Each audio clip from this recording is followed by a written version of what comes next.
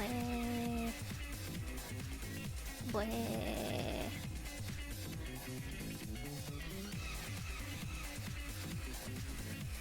Good morning, people. I forgot to stream on Saturday because I got sleepy. But fret not, I shall be drawing now.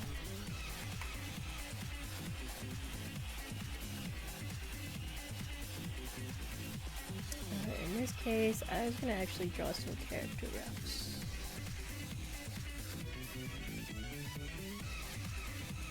This is not what I was trying to listen to. There we go.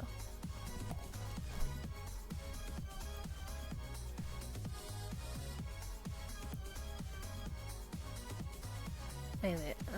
Let's look at the other ref that I did to see how I did it there.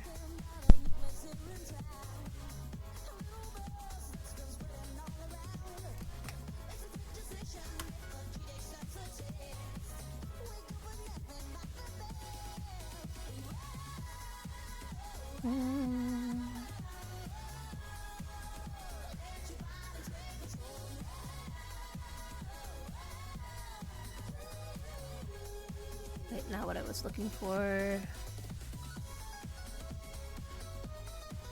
This.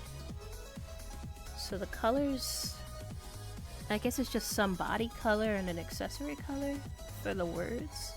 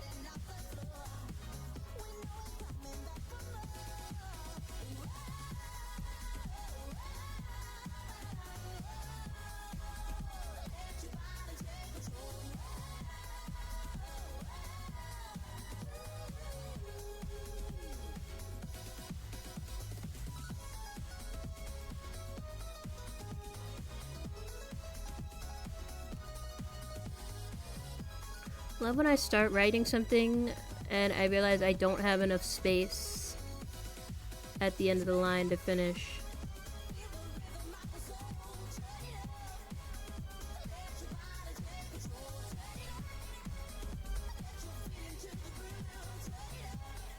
Oh, I used the wrong brush for this. Maybe if I duplicate the layer and merge it on top of each other.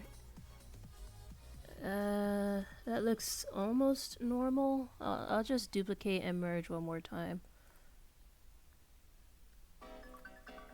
Yeah, that should be fine.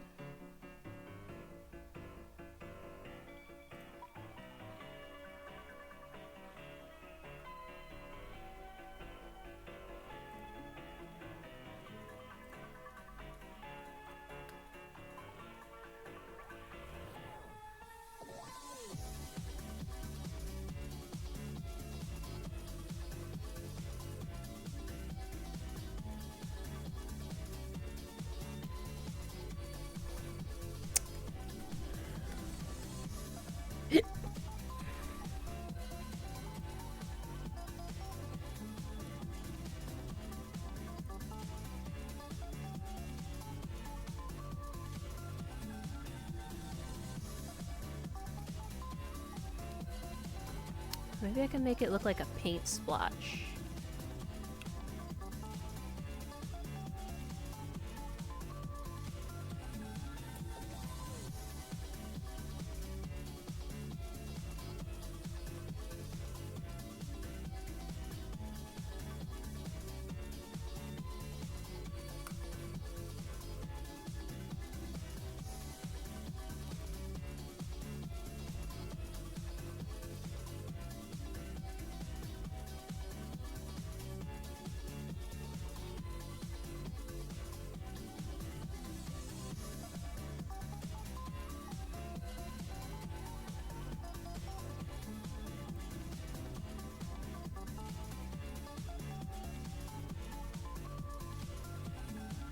I wish I wasn't such an anxious little freak. That would be nice.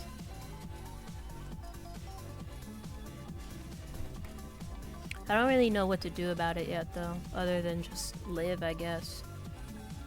What species was she?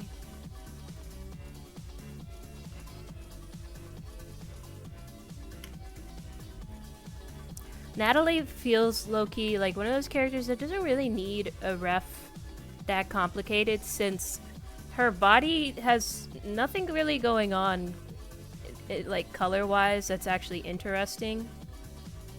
Like, it's just that. It's just that little chest mark.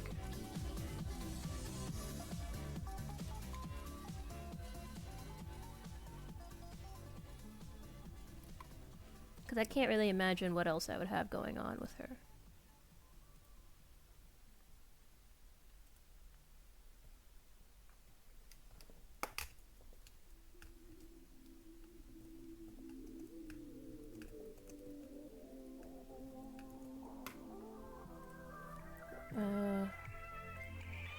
Oh, that's supposed to be size 15.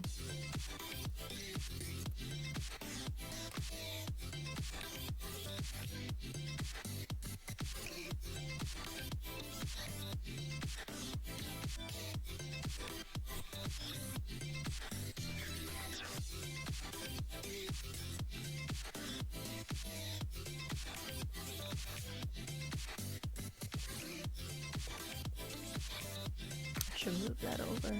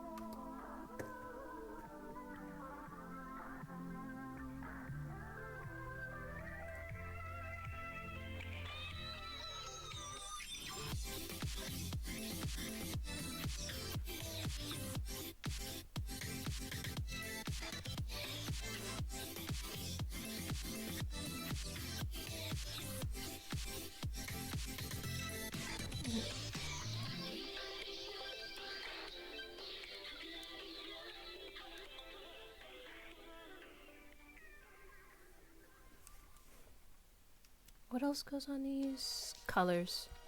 Duh.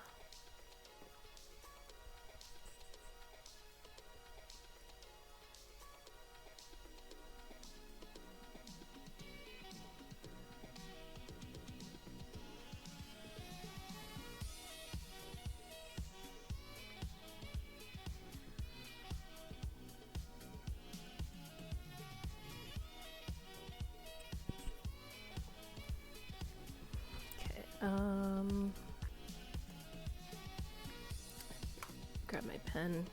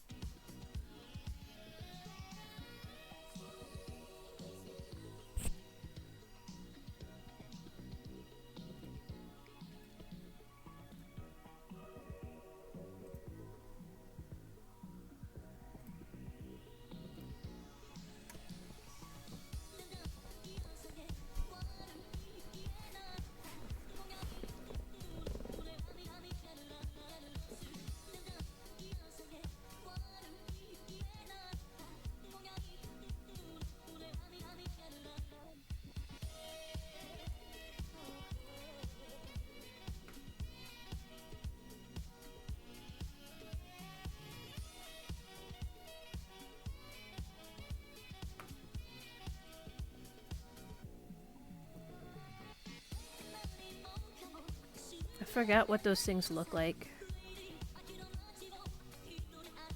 Like that? Okay.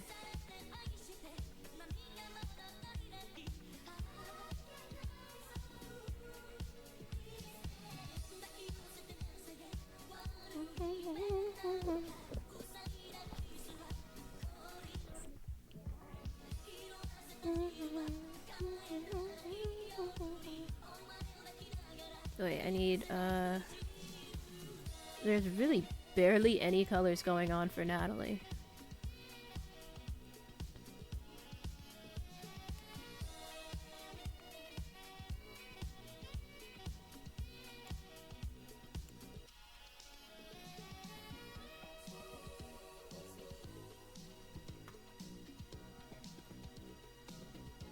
Hi, Noodle! Enjoy work as best as you can.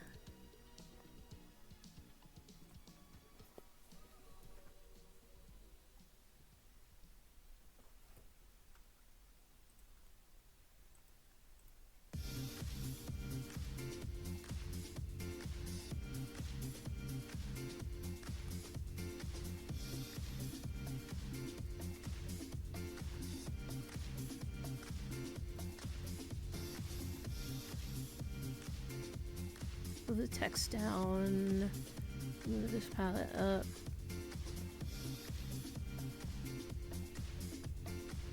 Oh, I forgot to turn on my sign. There we go.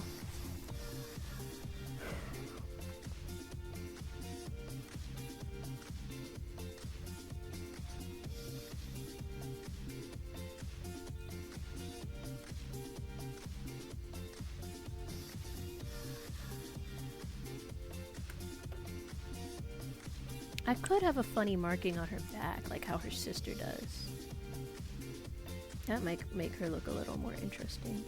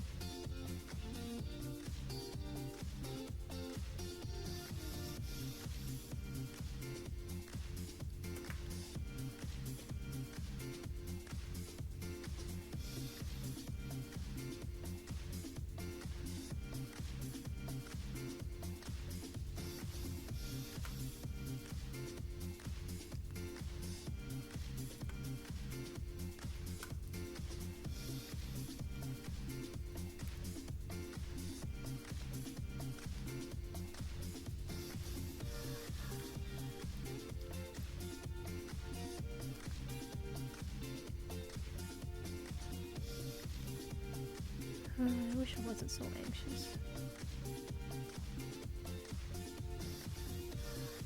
It's already 10:16. The morning is over and I still feel weird.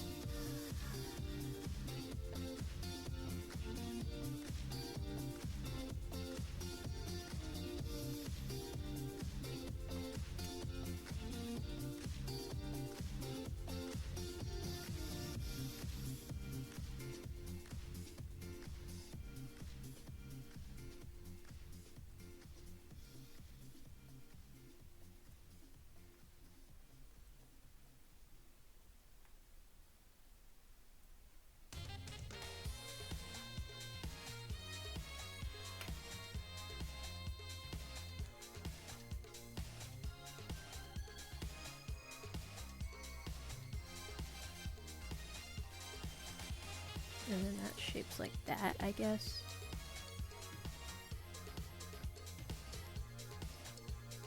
Use this color, go underneath. make a paint palette type shape, I guess.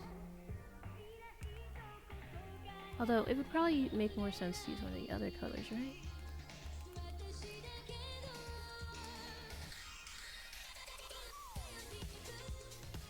Not that one.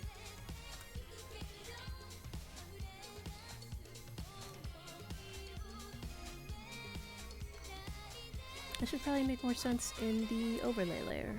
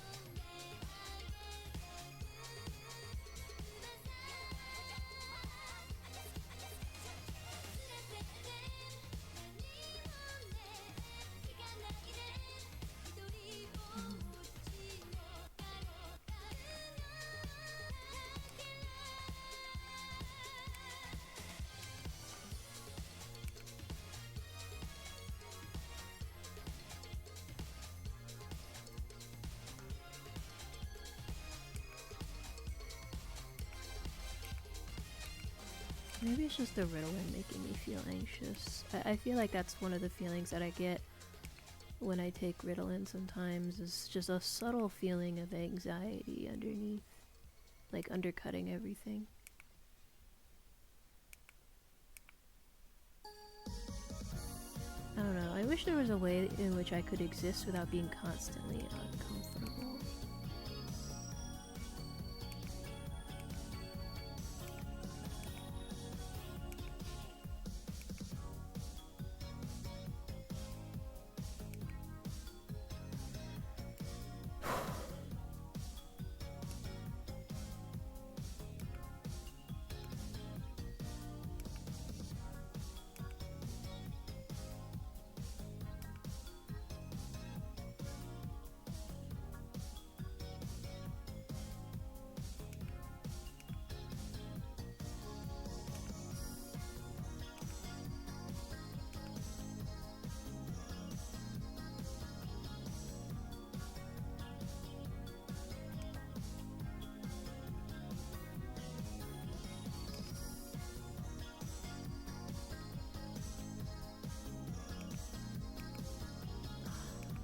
All this effort just to draw some circles on a damn ref sheet.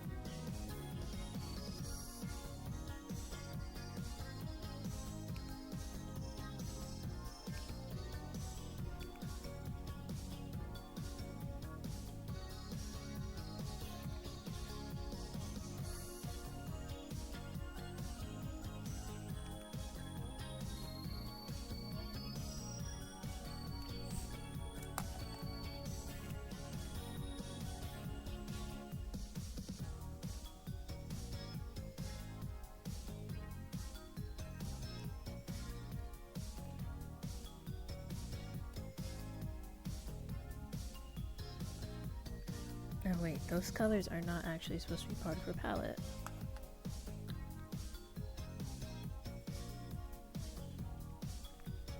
Just turn that layer off then.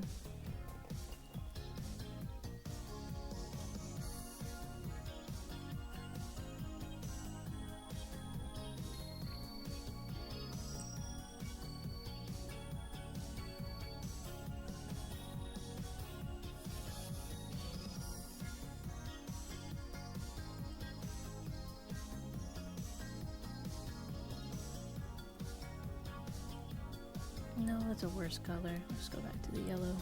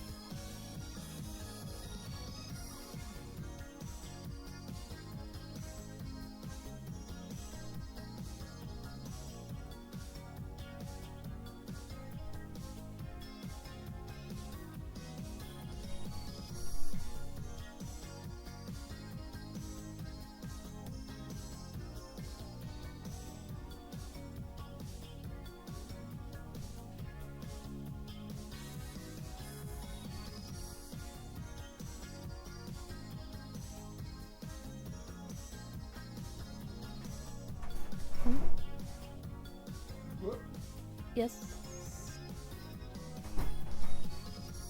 No, it's just my dad checking on me.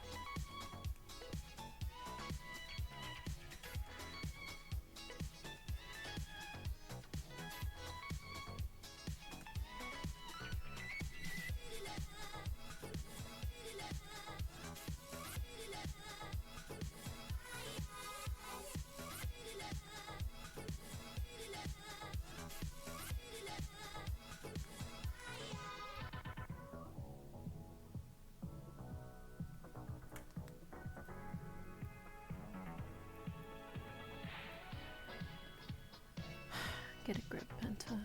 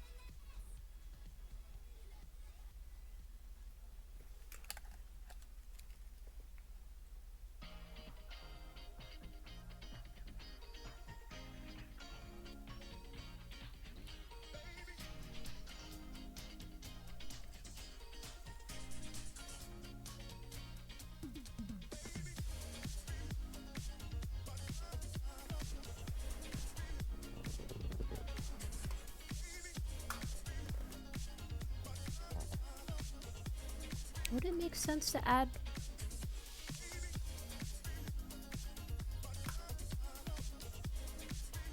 Wrong layer.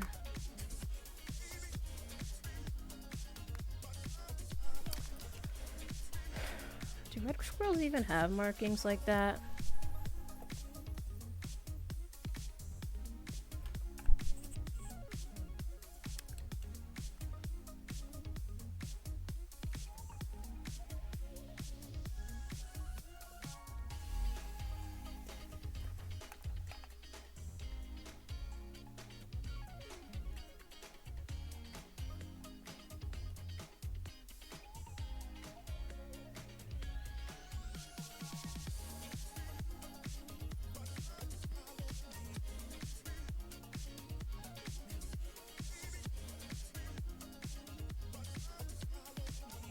There's not really much of note.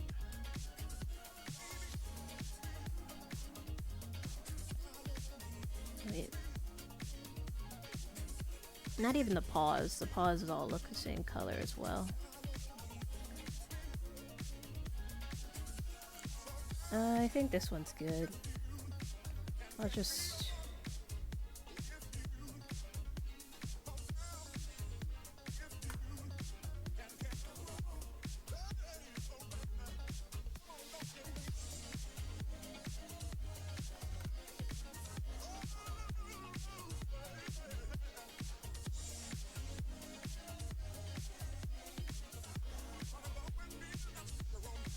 put an overlay layer.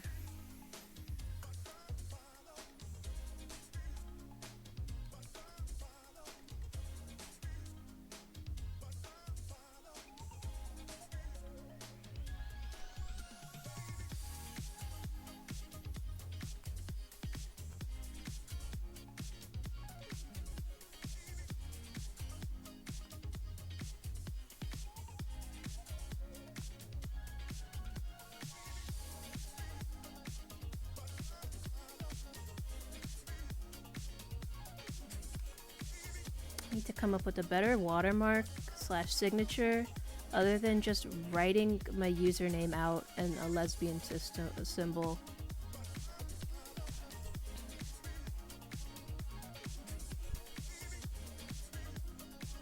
Anyway, I can save this now.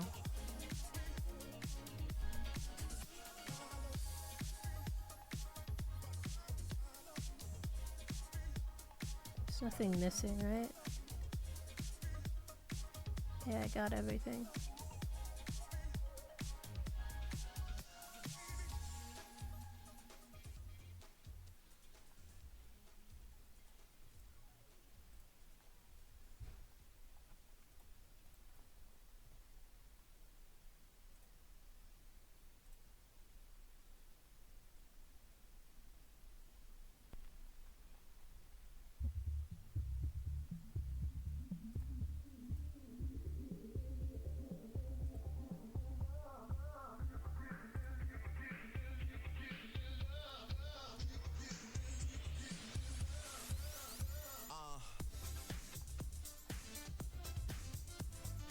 Okay, that's one reference sheet done.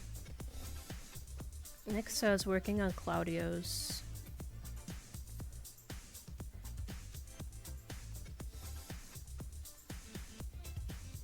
Although I think part of the trouble was that I needed to change up his colors.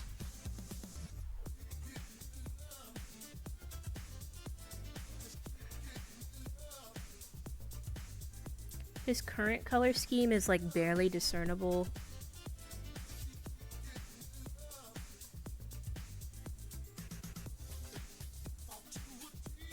I'm tempted to change it.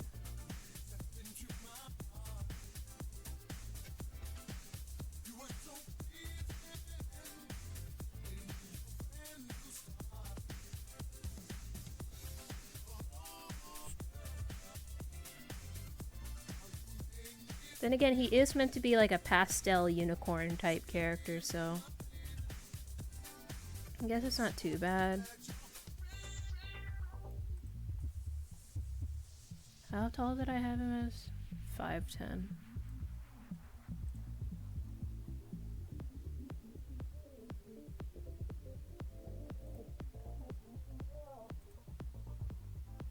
It's a good pose for a reference sheet.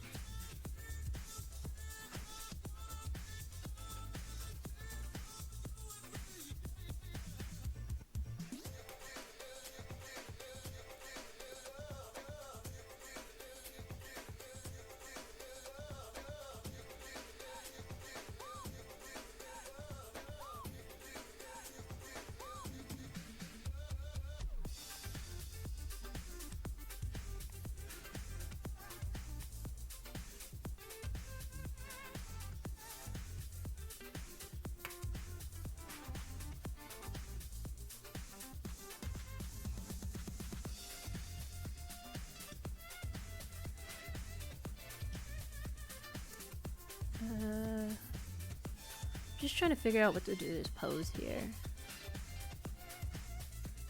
I could probably just copy this pose, basically.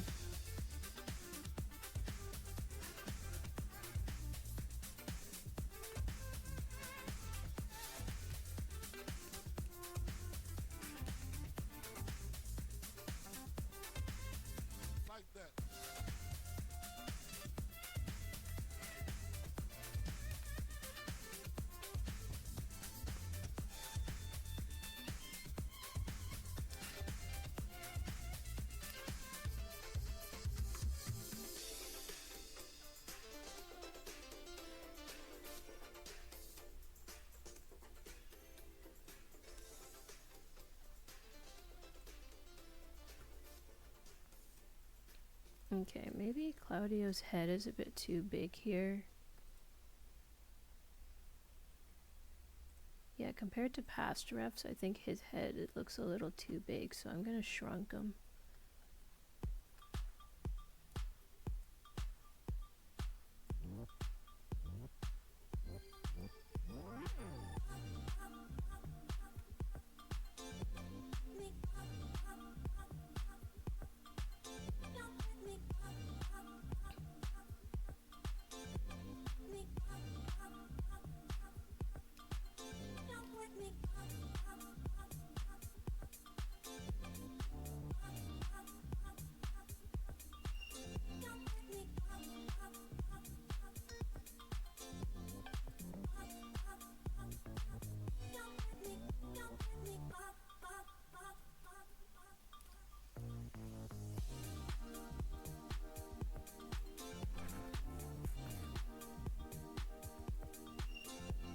No, that's not it.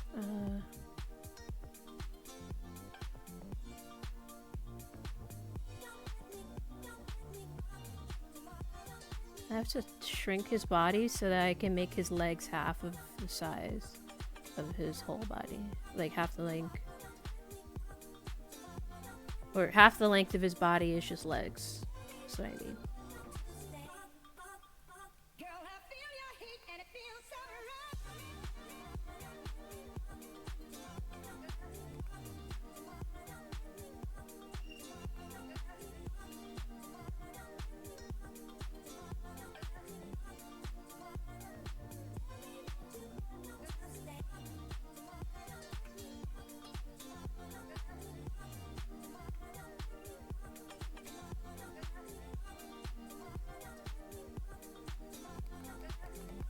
It's not the right posture for him.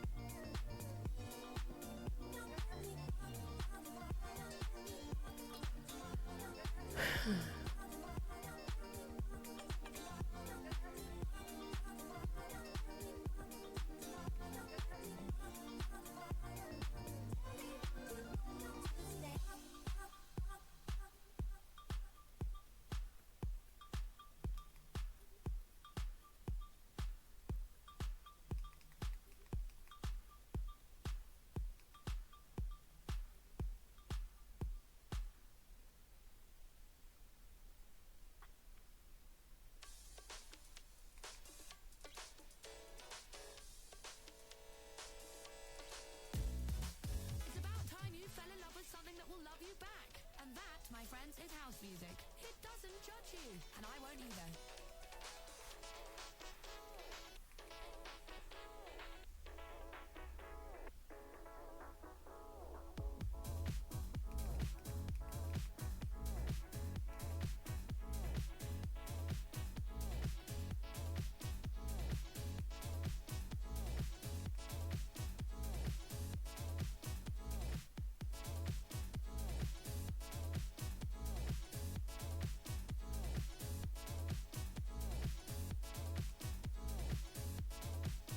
Hmm.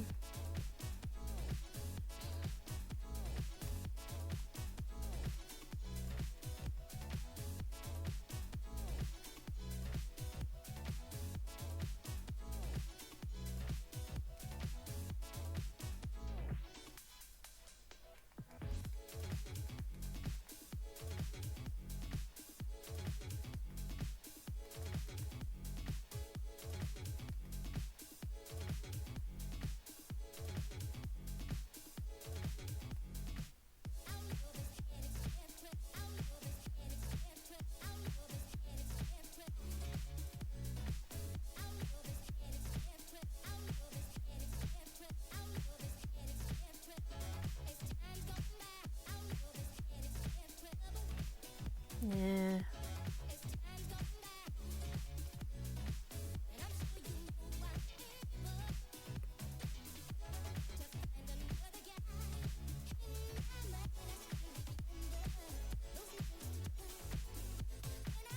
Hi, Charmiest.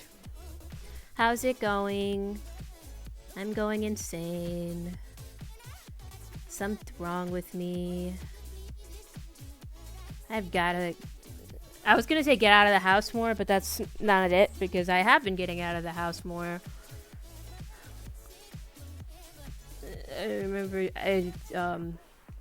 just yesterday I walked over to the park so I could practice roller skating, because I bought myself a pair of roller skates like an insane person. And it also turned out they were demolishing the old playground at the park, so it was weird seeing that go down, because it's been there since I was a kid, but I don't know, I guess because there's new safety regulations, they gotta put in a new one that's safer for kids. So, bye-bye old playground.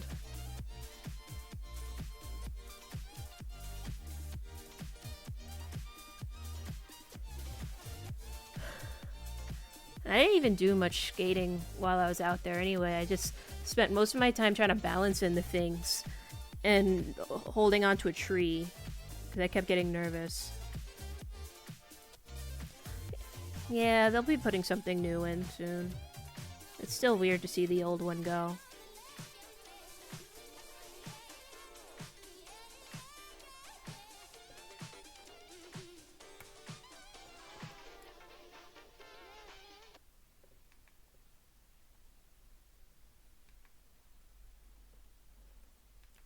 Anyway, yesterday wasn't really that important. I just spent most of the day outside, walking around. Today, though, this morning, like the insane person I am, I thought that my mom was getting assaulted in her room, and so I called 911, and it turned out that no, actually, nothing had happened, and I was just mishearing a bunch of things. Or rather, misattributing a bunch of actual sounds to one thing. Which is like so cringe of me.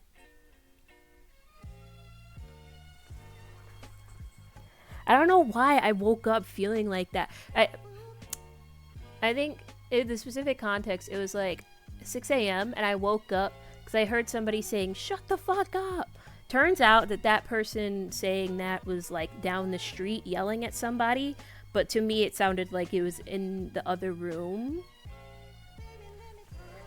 And I heard like, oh, some shuffling of feet against the floor and like whimpering, and I thought, oh no, is my mom getting like held up in a robbery or something?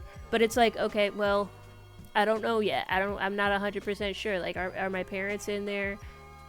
And then I'm like slowly, quietly creeping out of my room, thinking, okay, well, if I make too much noise, they'll know that somebody is awake and try to kill me.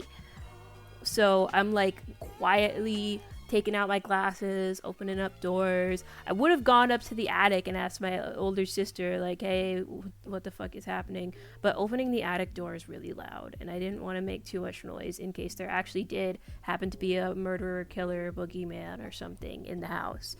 And then, what's it called? I was like texting my sister, like, hey, I heard a strange noise from mom's room, although she didn't respond. And then I put my ear up to mom's room to see, like, oh, is there like a strange noise or something? Like any context clue that I could get out of this? And I hear like creaking, or what I thought was bed squeaking. And so I thought, oh, it must be the sounds of my parents having sex, right? So I just walked downstairs thinking, like, okay, it's just my parents having sex, but I'll go check the basement just in case. Basement's light is on. It turns out, oh, my dad is down there. Meaning, that's not, if that's somebody having sex in there, that's not my dad. So... kind of. Because, like, I didn't want to alert anybody if it actually did happen to be a false alarm, even though that's what happened anyways. But whole time I'm thinking, like, my older sister said, oh, this isn't like the movies. You gotta assemble a squad before you do something in case something happens. Wait, I gotta skip this song because it's probably copyright. No! No!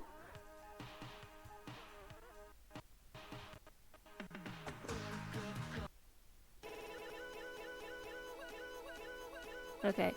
Anyway, what's it called? I realized, oh, my dad is in the basement. That must mean somebody's in mom's room. Oh no, that's scary. So I'm like telling my dad, like, hey, I think there's somebody in the house. I'm scared. Because I should have noted the fact, though, that there weren't any signs of forced entry. Yeah. I thought something was happening. I went down to the kitchen and I was like assessing, okay, what kind of weapon would I need to get in a situation like this? The only two things that I could think of to grab were a kitchen knife, like an idiot, and my umbrella, also like an idiot.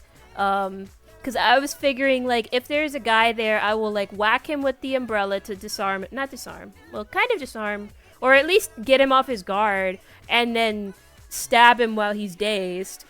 Or, well, stabbing was my idea, but ultimately I think stabbing would not have been a good idea. Anyway, I was calling the police, even though, like, ACAB, you know, but I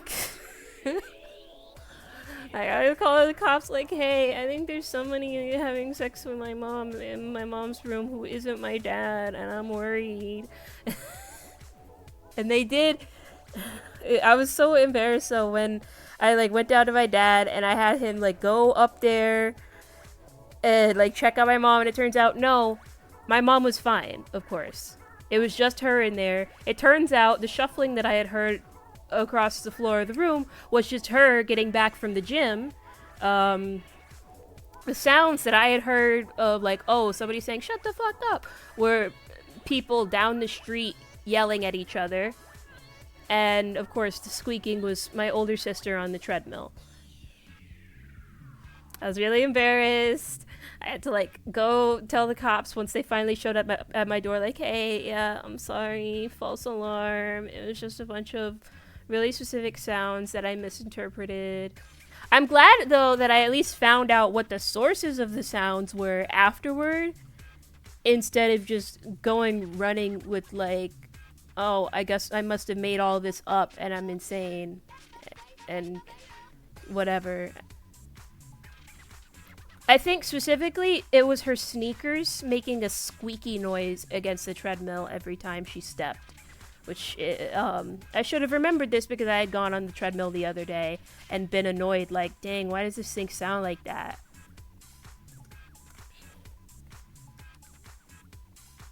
Anyway, I'm so fucking embarrassed. I'm so embarrassed. mom and my dad were like lightly amused by the whole thing of like, oh, silly. Well, at least you showed some initiative in trying to like do something instead of just sitting there and letting something happen. Which, like, yeah, I think a past me probably wouldn't have done anything. I think a past me would have just sat in my bed under the covers and hoped for the best, hoped nothing bad had happened. But in this case, I was like, what if they're stealing our shit? Or what if they kill my mom? I can't have them kill my mom. Specifically because I need her to outlive my dad.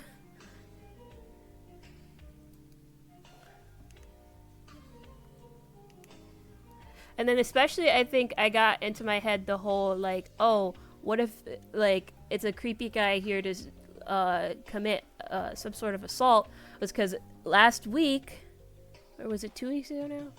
I'd been talking to some guy that I met on the street because I'm a fucking stupid idiot. In my Instagram DMs, and I was thinking, oh, this guy's nice. I guess he like maybe we could be friends. And then he ended up sending me a dick picture, and then I realized, oh no, never mind. He's just a standard run-of-the-mill pervert. Oops. But I was afraid, like, oh, what if it's the revenge of that guy? Because I had met this guy like somewhere within range of my house, and it's like, what if he figured out where I live? I don't know. I don't know why I'm in this state of heightened paranoia lately. It's kind of annoying and I fucking hate it.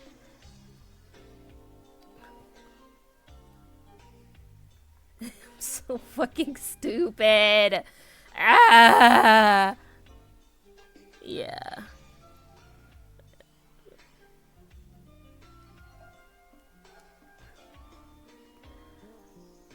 My older sister was annoyed with me when I told her about it, though, and she was just like, get a job. Because, like, yeah, she's probably right. I think employed people don't really worry about these things that much. Like, they don't have time to, like, catastrophize all the time. They're just like, well, I have work in the morning, and I need to get money, so there's no time to worry about this shit. And to some extent, I think I was like that previously, but I can't really remember much because I've mostly blocked out all my work experience. Employed people do not have something to live for. True? I mean, partially true. Like, you live to make money, and then hopefully save up enough money to get some nice thing, like go on a vacation, or get a house, or a car, or whatever, even though... I don't know. I feel like I haven't gotten to that point of adulthood yet of actually wanting those things because I don't know how to drive and I don't really want to learn how to drive because cars make me anxious. There's nowhere that I'd really want to go, like travel-wise, because leaving the house makes me anxious. And I don't think, like, my older sister keeps saying, oh, you should come with me to London next time I go to London. And it's like, what do they have in London that I would really give a shit about that they don't have here?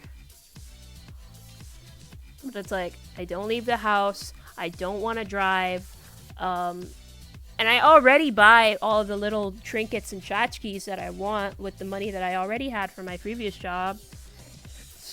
So, I don't know. I don't really know what I'm living for at this point. I'm just kind of here, I guess. At least previously, like when I was in school and shit, I would get crushes on girls. That really, like, there's this one Tumblr post, or it might be a tweet, I don't remember, where it's like, I think I could survive unspeakable, unimaginable horrors if I had a crush on someone there. And it's like, yeah, that's literally it. That's the only reason I've even made it this far, is because I had various crushes throughout various stages of my life. Even at my previous job that I was working at that fucking sucked and I hated it, I still had a crush on a girl there. And, like, it was a really mild crush, though, so it wasn't sustaining me as well as I thought it would. But, yeah, like, at least once per year, once per school year, I would find a new girl to be super fixated on. And then I would eventually, like, work up the nerve to finally confess, and she'd be like, "Aw, thanks. I'm flattered, but I'm not a lesbian." And then I'd be like, "Oh, okay, can we still be friends?" She'd be like, "Yeah." Except for the one time where it was like, "No, actually, this is really awkward, and I don't want to talk to you anymore." and then the cycle just repeats ad infinitum. Sometimes I think there were school years where I would have more than one crush in a year, but I would only ever confess to one per year, I think.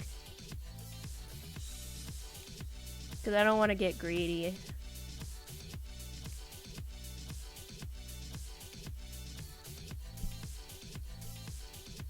Extremely 30 years old. What do you mean extremely? How can you be extremely 30 years old? I thought it would just be 30 and that was it. I didn't know there was an extreme 30 that you could be. How do I achieve that?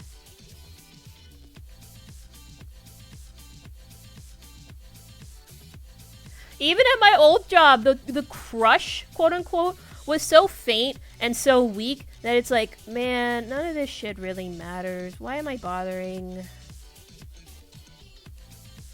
And now that I don't leave the house, it's like, well, I do leave the house, but like, I don't leave my city anymore. I don't have crushes on any. I don't even have celebrity crushes to sustain me. I'm just like, okay, I guess I'm just doing this thing. There's no bad bitches in my neighborhood. Every time I go outside and I go for a walk, I'm always hoping that there will be a beautiful woman out there who will be nice to me. That's it. Literally just any beautiful woman be nice to me, and that's it. But that does not happen. Instead, I go outside, and there's maybe some friendly old people, which is nice. But for the most part, it's a bunch of, like, ugly dudes who will talk to me and say things like, oh, you're so pretty. You're the most beautiful woman I've ever met. And it's like, okay, first of all, not a woman. Second of all, what am I supposed to do with that information? Third of all, kill yourself. Scratch that from the record. But, you know, like, what am I supposed to do with any of that?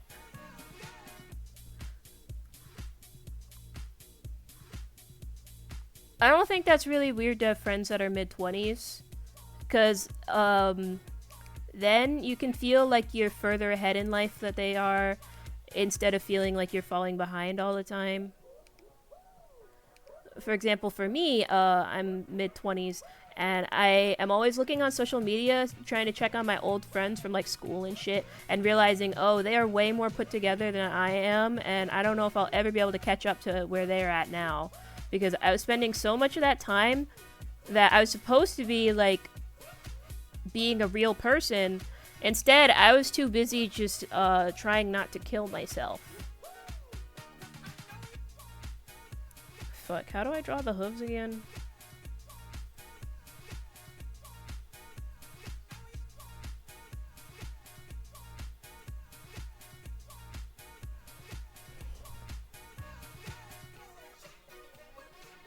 Oh. Well, life is a marathon, not a sprint, so you don't need to feel as bad, I guess.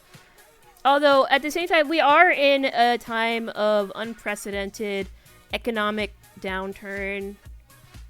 Actually, no, I'm lying. This is entirely precedented, but, like, nobody can afford shit, so, yeah, of course you might feel like you're behind because you can't fucking afford things. That's not entirely your fault now, is it?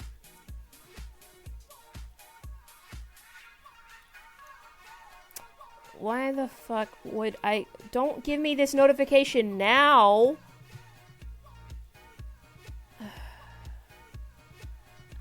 Like, great. I'm already, like, waxing poetic about the downturn of society and how everything sucks, and then I immediately get a notification on my phone of, like, oh, Tennessee is upholding a gender affirming care ban for minors, and it's like, why would you tell me that? I would have rather gone through my day without knowing. I hate knowing shit. I hate knowing anything. But also, I feel like I know nothing already. It's a vicious cycle of, I hate knowing, but also I hate not knowing. Because I don't know the things that I need to know to, like, survive, but I do know all of this, like, extremely, like, random worrying shit that is just gonna freak me out and make me even less functional in my day-to-day. How the fuck did I draw that hoof?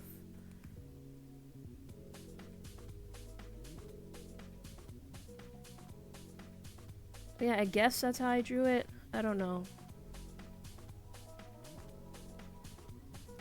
Flatfoot plantigrade hooves is so weird now I think about it. Like, what the fuck am I doing?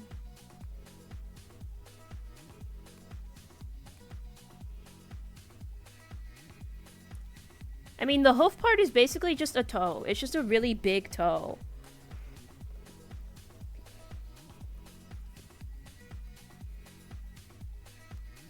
Yeah, I have this thing that I've been doing for all of the characters in, what's it called, Paradise State, where all of their bodies are kind of built to conform to like a humanoid standard. So any like digitigrade or like hoofed characters get turned plantigrade so I can put shoes on them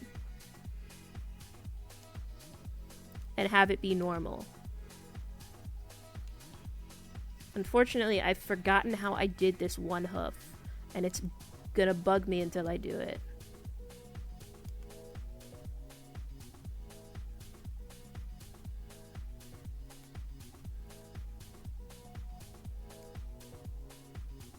Anyway, I'd really like to be less anxious about living.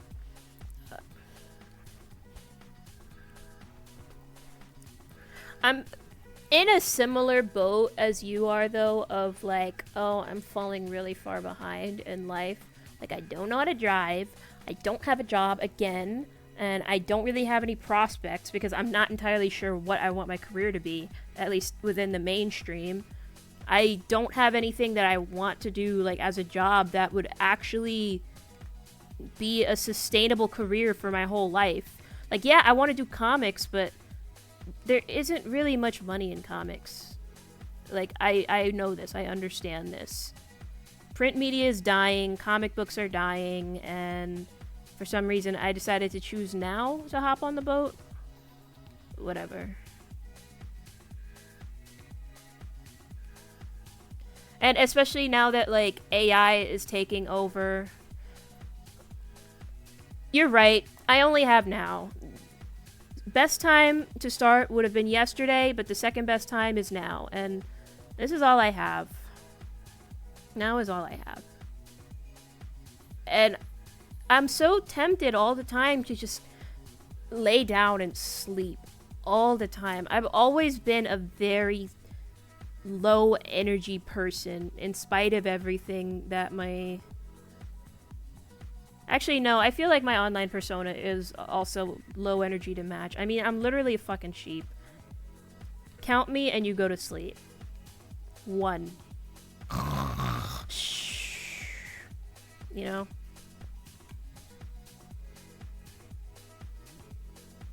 His feet are too long.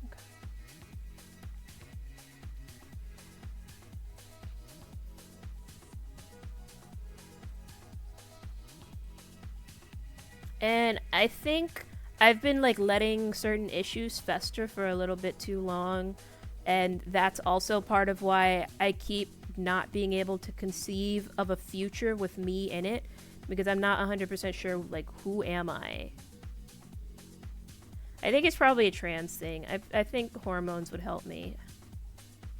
Like, a little bit, some extra doses of tea would be real nice. I think I read a post on Tumblr just earlier this morning. At first there was a comic, and then it was a post that was directly related to the comic, where it's like, yeah, when you're trans and you haven't realized it yet, or you haven't gotten to transition yet, you kind of like think about dying a lot. Like, a lot of your existence is preoccupied with death and dying, or some sort of apocalyptic instance, or wanting to like remove parts of your body and stuff. And it's like, yeah, I hadn't really noticed it before. Well, actually, no, that's a lie. I had noticed it, but I was just kind of ignoring it.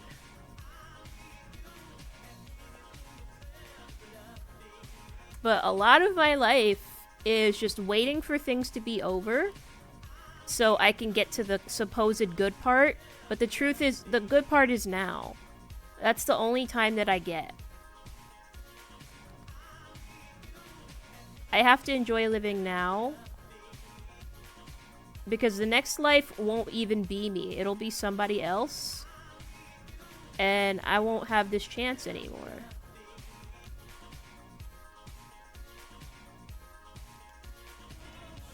And I know that now they're making it harder to get gender-affirming care, which is fucking bullshit. Like, why couldn't I have realized? No, I did realize. I did realize I was trans years ago. It's just that I didn't want to say anything to my mom because I thought she would be upset about it. I feel like I should have this conversation with my mom at some point again, even though it never goes well. But it's still something I have to say and put into the world, just so it's not hiding within myself. And also so that, like, if and when I actually get to, like, go on hormones, change names, stuff like that, it doesn't come out from Westfield for everybody. Like, no, this was written in the cards the whole time.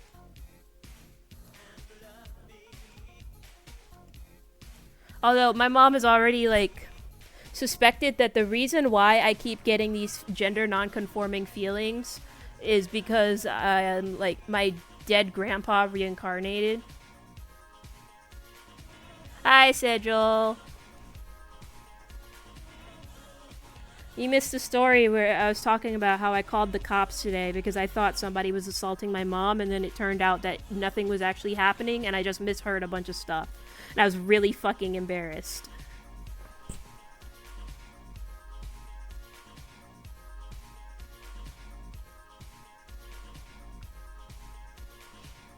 I guess, yeah. I mean,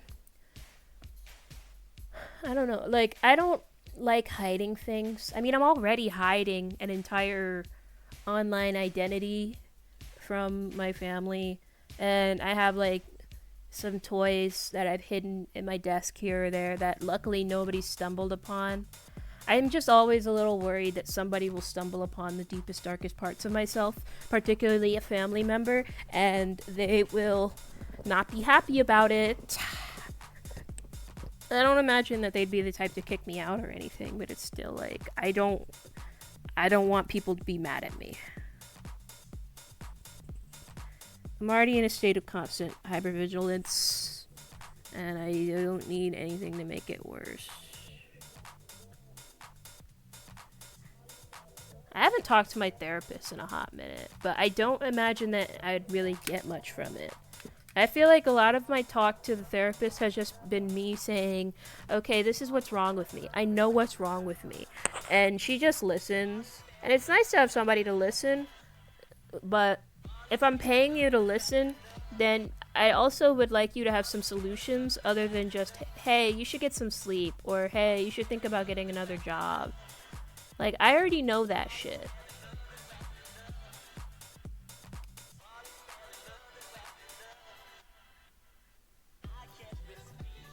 I don't want to die. I don't want to die.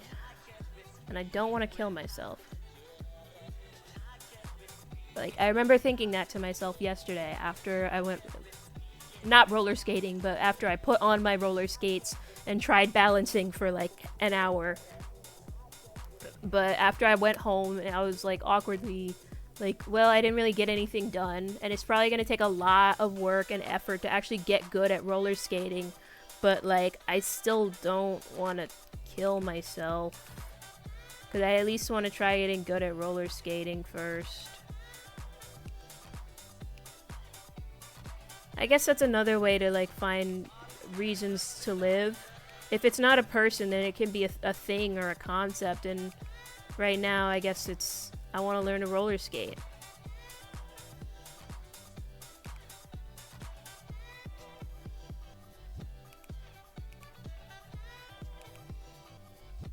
I kind of want to try an edible. Like, I don't like weed or weed smells, but I do want to try edibles. Just once, at least. Because I feel like maybe either it would make me calmer or it would make me really scared, but in a funny way. I don't know. I feel like I'd probably be one of those get so high I get scared type people. And there's also the possibility of like inducing hallucinations in like schizoaffective people, which I don't want to do that to myself. Like, I don't think I have. I don't know if we have that in our family. We apparently have a history of psychics in our family, but low key, I think it might just be undiagnosed schizophrenia. You did 20 milligrams for your first time. That doesn't sound like a good idea. I don't even know how much is a normal amount of edible, but 20 milligrams sounds like a bit much. Even for my melatonin, that's a bit much.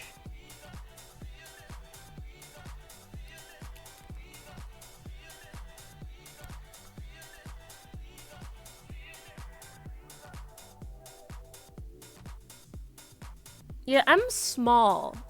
Bear in mind, I'm small. So even 10, I feel like would be the kind of high, so high you get scared.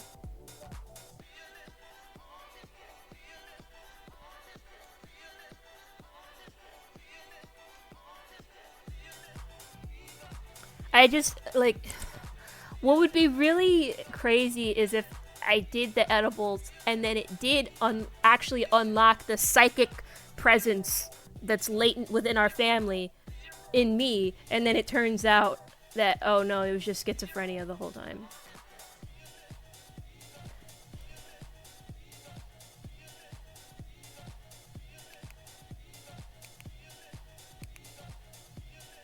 Because, like, why else would my dad be having visions and shit telling him, like, lottery numbers and, oh, maybe don't park your car there because in a couple minutes it's gonna get flattened by a tree or something?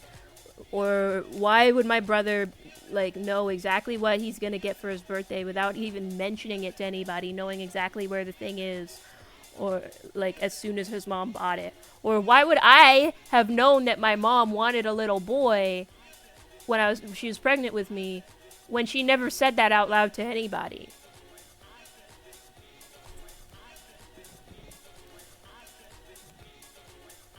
I don't know. I think I've lost it, I guess.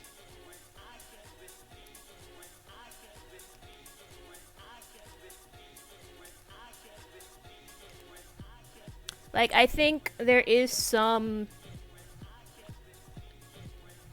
like, maybe there's an aspect of spiritual connection between, like, with people who have schizophrenia or other, like, hallucinatory disorders.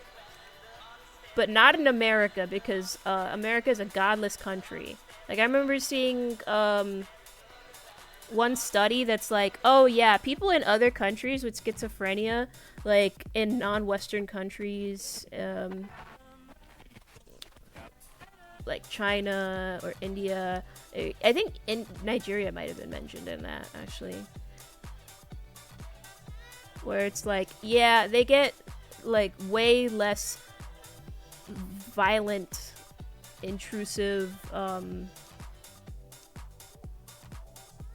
hallucinations. It's not like as loud or as scary as it is in American, like, Western hallucinations, because they've already been grown and cultivated in a culture that is much, like, kinder, I guess. Which is like, yeah, maybe that's why dad had hallucinations like those. Because, no, but then again, he was in Nigeria during the Biafran War. He survived the Biafran War. I feel like that should have had some effect on the kind of hallucinations he was getting.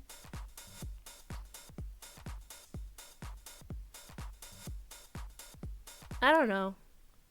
Who gives a shit?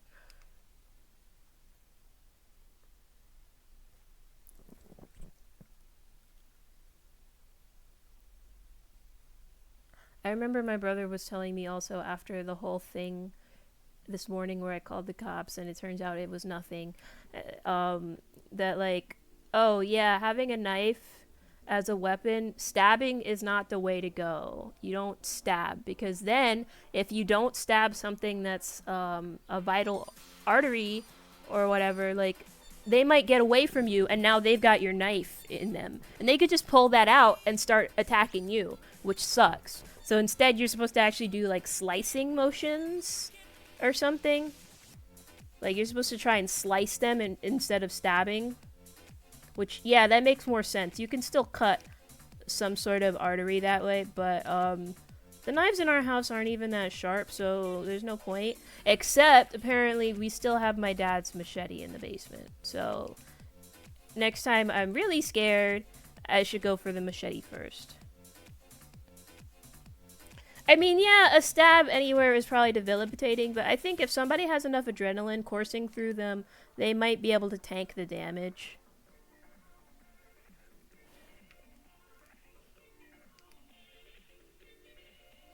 I don't know. I'm assuming everybody else knows more than I do about getting fucking stabbed.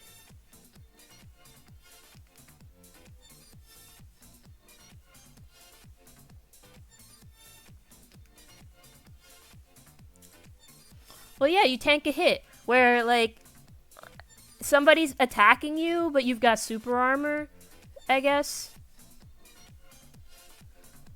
So you don't get like... Wolfgang, it doesn't really use its knives for attacking though, right? It just like makes the knives.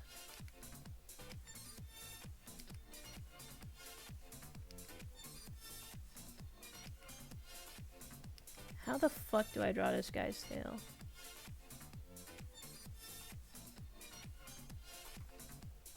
Okay, how'd I draw it the other time? I didn't even fucking draw it. It's just off the page. Like, I'm very small, so if somebody comes into my house in real, I think I don't have enough adrenaline in me to do legit damage before I get like taken out.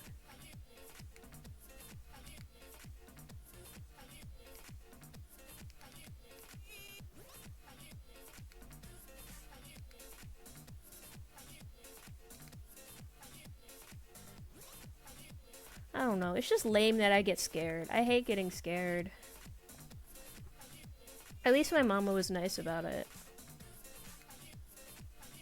And my dad gave me a hug, so I don't feel so bad, but I don't know.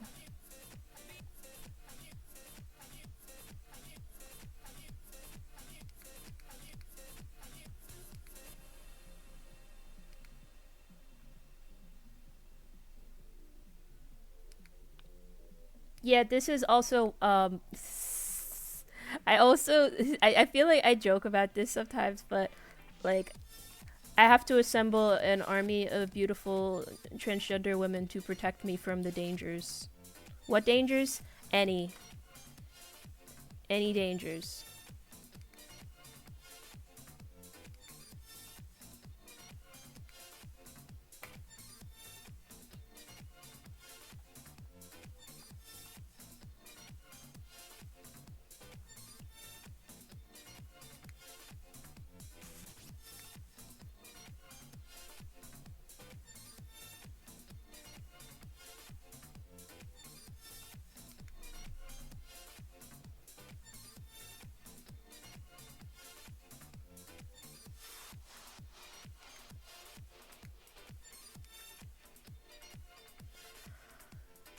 Yay. My protector.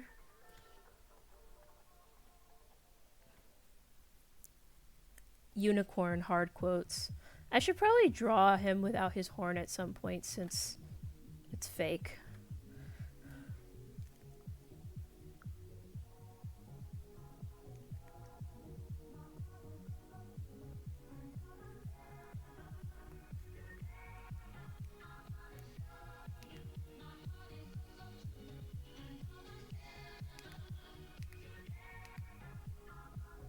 He serves a lot of a lot of cunt for somebody who's a pretender to the throne.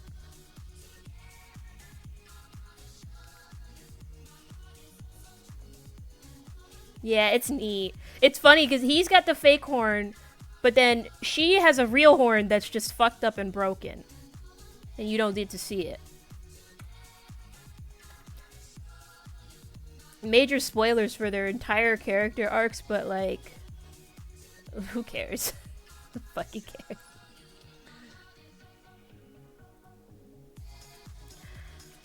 I've been very much like, who gives a shit about a lot of things lately, but I'm trying to do that in a more positive way for myself instead of the, oh, nobody care me. It's more like, nobody will care if you do some cringe fail shit because everybody else is already in their own shit, so just do the cringe shit. And then eventually you'll be cool and good at it. And so then when people actually do notice, they'll be noticing that you're cool and good at it, instead of noticing that you're cringe and fail.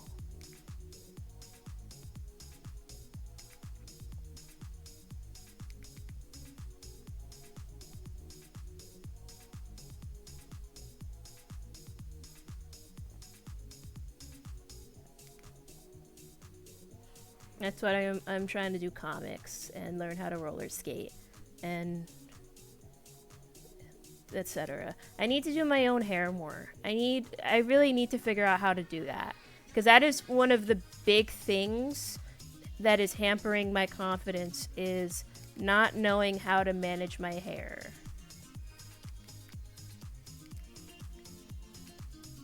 And it also is part of what keeps me from going outside. I mean, sure, there's a lot of days where I'll just like put on my little beanie or whatever, or like tie it up in a ponytail, although there's barely enough hair for a ponytail, and then that's it. I'm good to go. But on days where that is not possible, for example, like I don't have any twist ties, or what's it called? It's too hot to wear a hat. I need to be able to be ready to do something with my hair.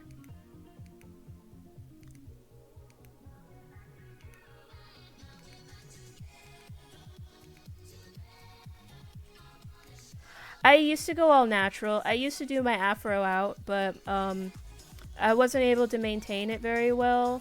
So at some point my mom was like, okay, you need to start straightening it again. And I kept getting sent to the hairdresser to get it straightened.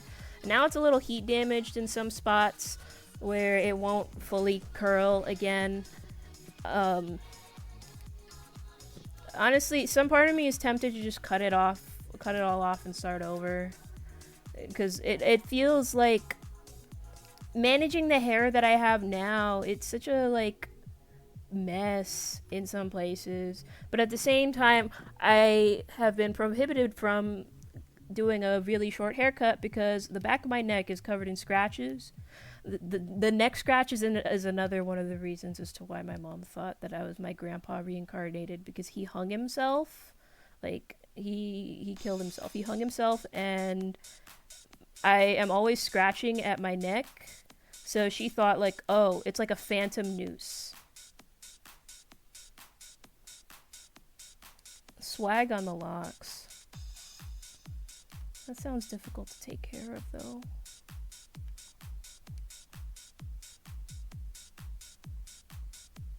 And it's like, yeah, maybe it could be like psychic grandpa reincarnation, or maybe it could be because she was feeding me the wrong foods when I was little because she didn't know about my allergies yet, and I kept scratching up my neck because I was allergic to the stuff that I was eating.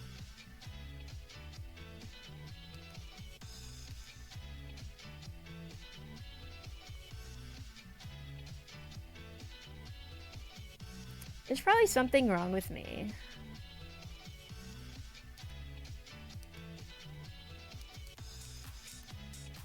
Like, I've been suspecting for some time now that I might have CPTSD, but the whole time I'm like, okay, but what am I traumatized from? I haven't had anything that bad happen to me yet. Yeah. I mean, the grandpa thing she told me more recently, like after I started talking about my gender. Oh, unless you mean the boy thing. Although, she's been telling me the boy story ever since I was like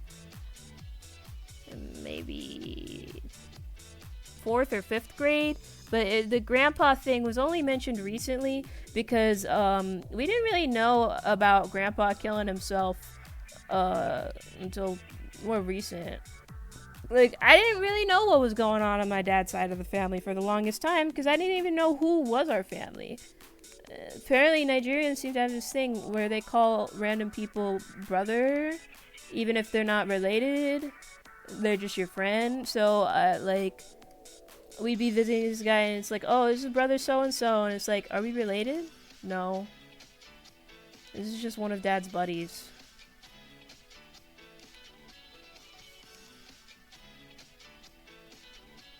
And he calls all those people brother, but he doesn't really do much for his sister.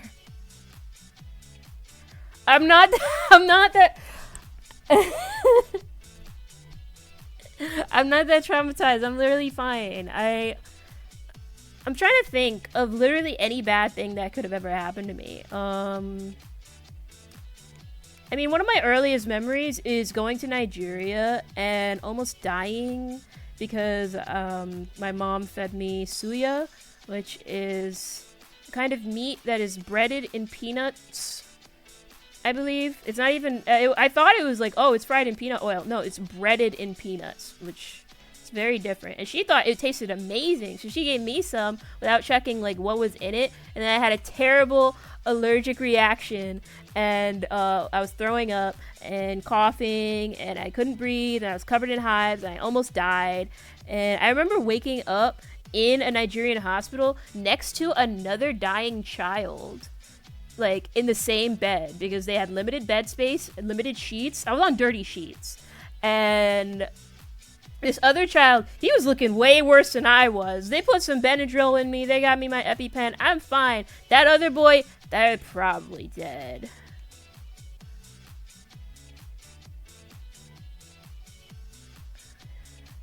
And that hospital sucked ass because at night, the power would go out. They had to conserve power, and so the lizards would get in, and there would just be lizards crawling up the walls.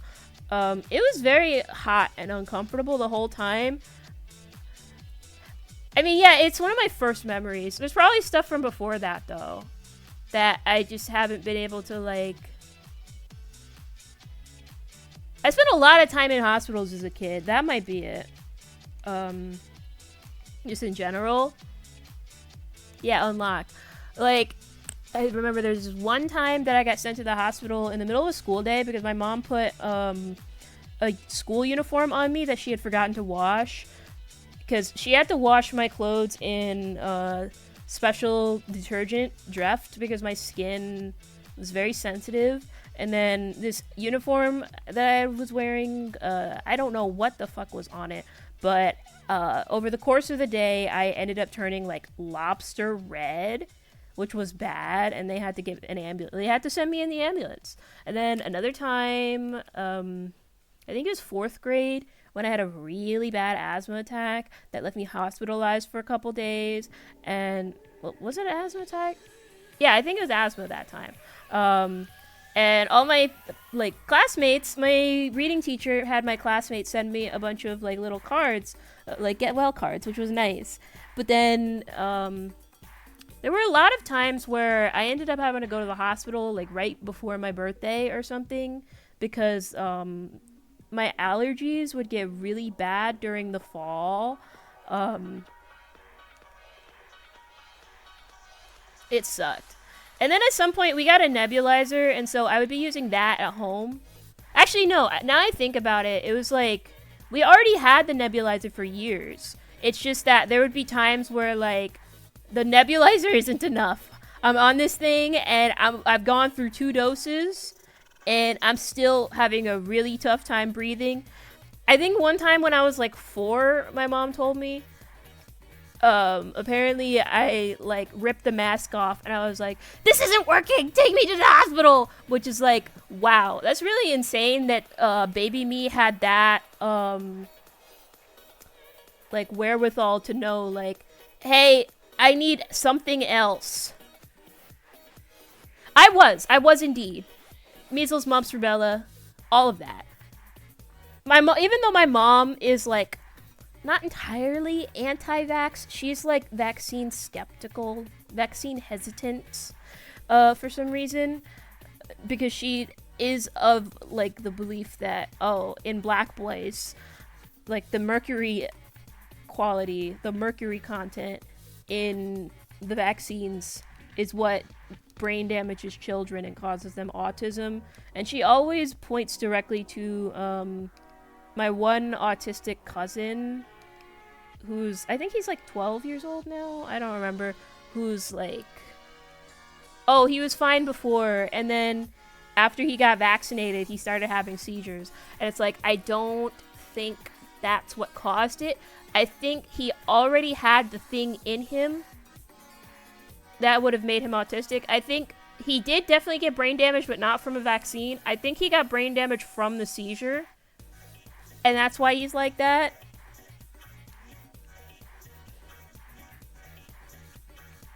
I always worry sometimes, like, not always, but some part of me worries a little bit that, am I like minorly epileptic? Because every once in a while, in the middle of the day, I would space out and get a random shiver.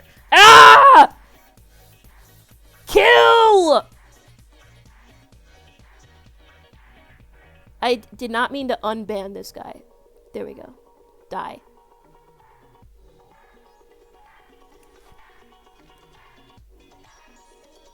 But yeah, yeah, I would get like weird shivers. I still get these shivers sometimes in the middle of the day. Like anytime I'm awake, there's just a chance where I just get a random shiver, a random chill that goes through my whole body, through my spine and everything, and I space out and then I'm back. Oh, it was just a spam bot, don't worry.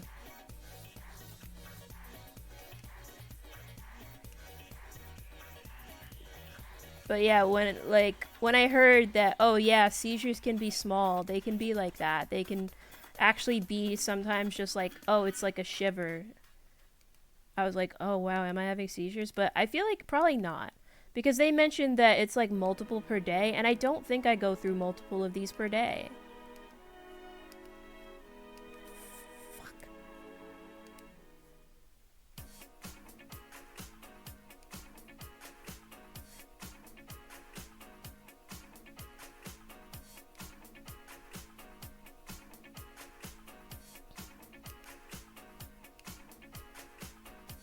But anyway, yeah, there was that. Trauma,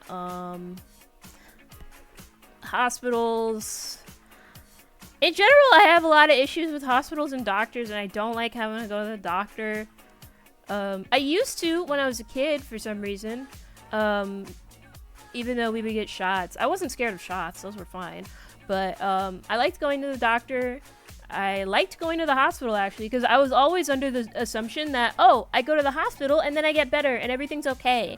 And even when I was a teenager, there was this feeling of like, if I could just go to the hospital, I would feel better and I wouldn't feel as terrible, miserable, awful all the time. But now that I'm adult, I very much feel like sometimes the hospital won't have my solution that I'm looking for.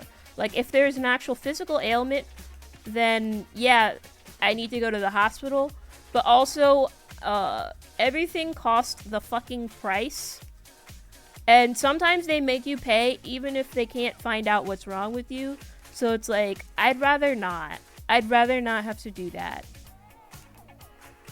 Also, like, I feel like people aren't really very COVID cautious, so I don't like going to the hospital because it's like, what if I catch COVID from another patient? Because nobody gives a shit about masking anymore, not even the doctors to an extent.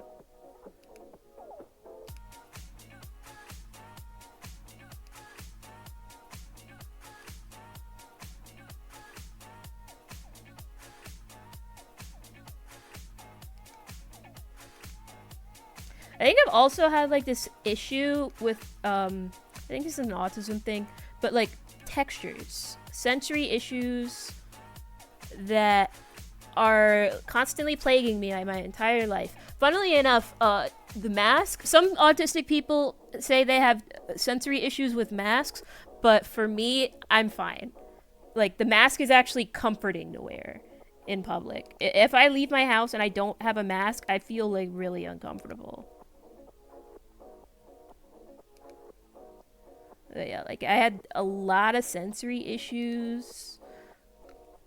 Clothes would be uncomfortable. Although in some cases the clothes would be uncomfortable because I was literally allergic to them. Oh yeah, the ear pain.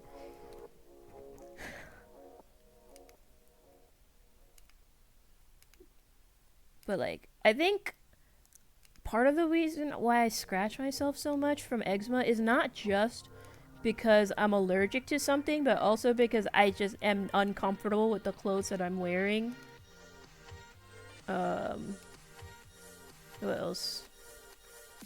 I'm also allergic to a ton of stuff. Like, I have sensory issues with food. I don't like certain taste and texture combinations or whatever, but I also am straight up allergic to stuff. So it is such a perplexing, like, okay, what can I eat that won't kill me and also won't kill me psychologically? And then there are just straight up like visual textures where I'm not even touching the fucking thing, and just thinking about it or seeing it bothers me. Like, I think I might have mentioned this with scarecrows and stuff. I hate those. Hate them. Hate them. I don't like the hay that's sticking out of them. I don't like the burlap sack texture. And not even their goofy little faces. Actually, I think the ones with the faces are even worse. In general, I don't like holiday decorations. It's a specific kind of holiday decoration. I don't know how to describe it. It's usually something made of fabric, where it's like, why do you have a fabric thingy on your door? Like a little fabric guy on your door. And normally I'm like, number one, oh, a cute little guy soldier. But in this case, of like these bulb-headed things with some fabric hanging off them, it's like, no, I don't want to see that. I don't know how to describe these things because I don't want to look at them or remember them. But I always had issues with that in middle school, elementary school, and middle school. In high school, people didn't really decorate very much, so I didn't really see many of those scarecrow thingies. And in college, I think I only ever saw one time in one area that was extremely easy to avoid. So I was good. My only like thing that I could do whenever I saw one of those was just try and look away.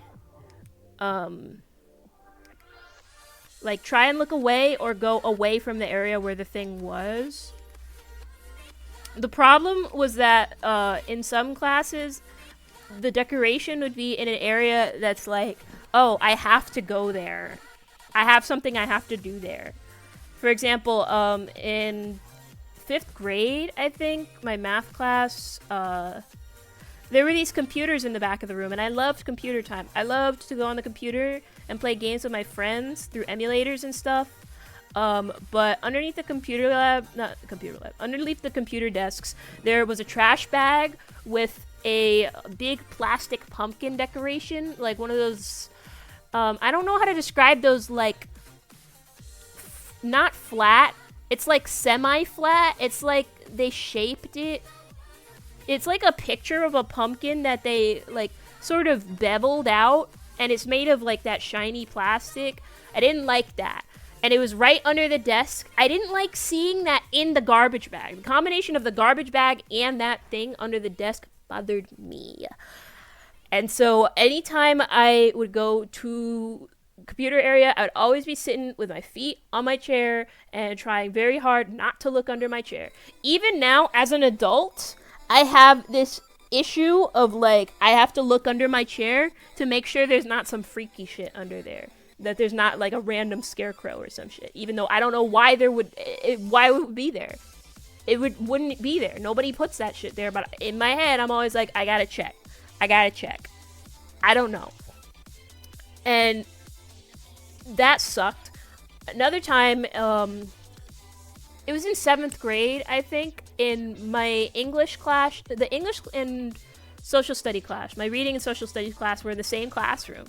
And they like to decorate, so there were these like witch decorations, and then eventually snowman decorations. The snowmen weren't as bad as the witches, but I really didn't like the witches. It was 2 little green-faced witches in shitty black fabric, and it was right in front of the, like, it was right on both sides of the smartboard in the front of the room, so anytime I needed to look up at the smartboard, I would have to like do it in quick glances so I wouldn't get those stupid things in my periphery.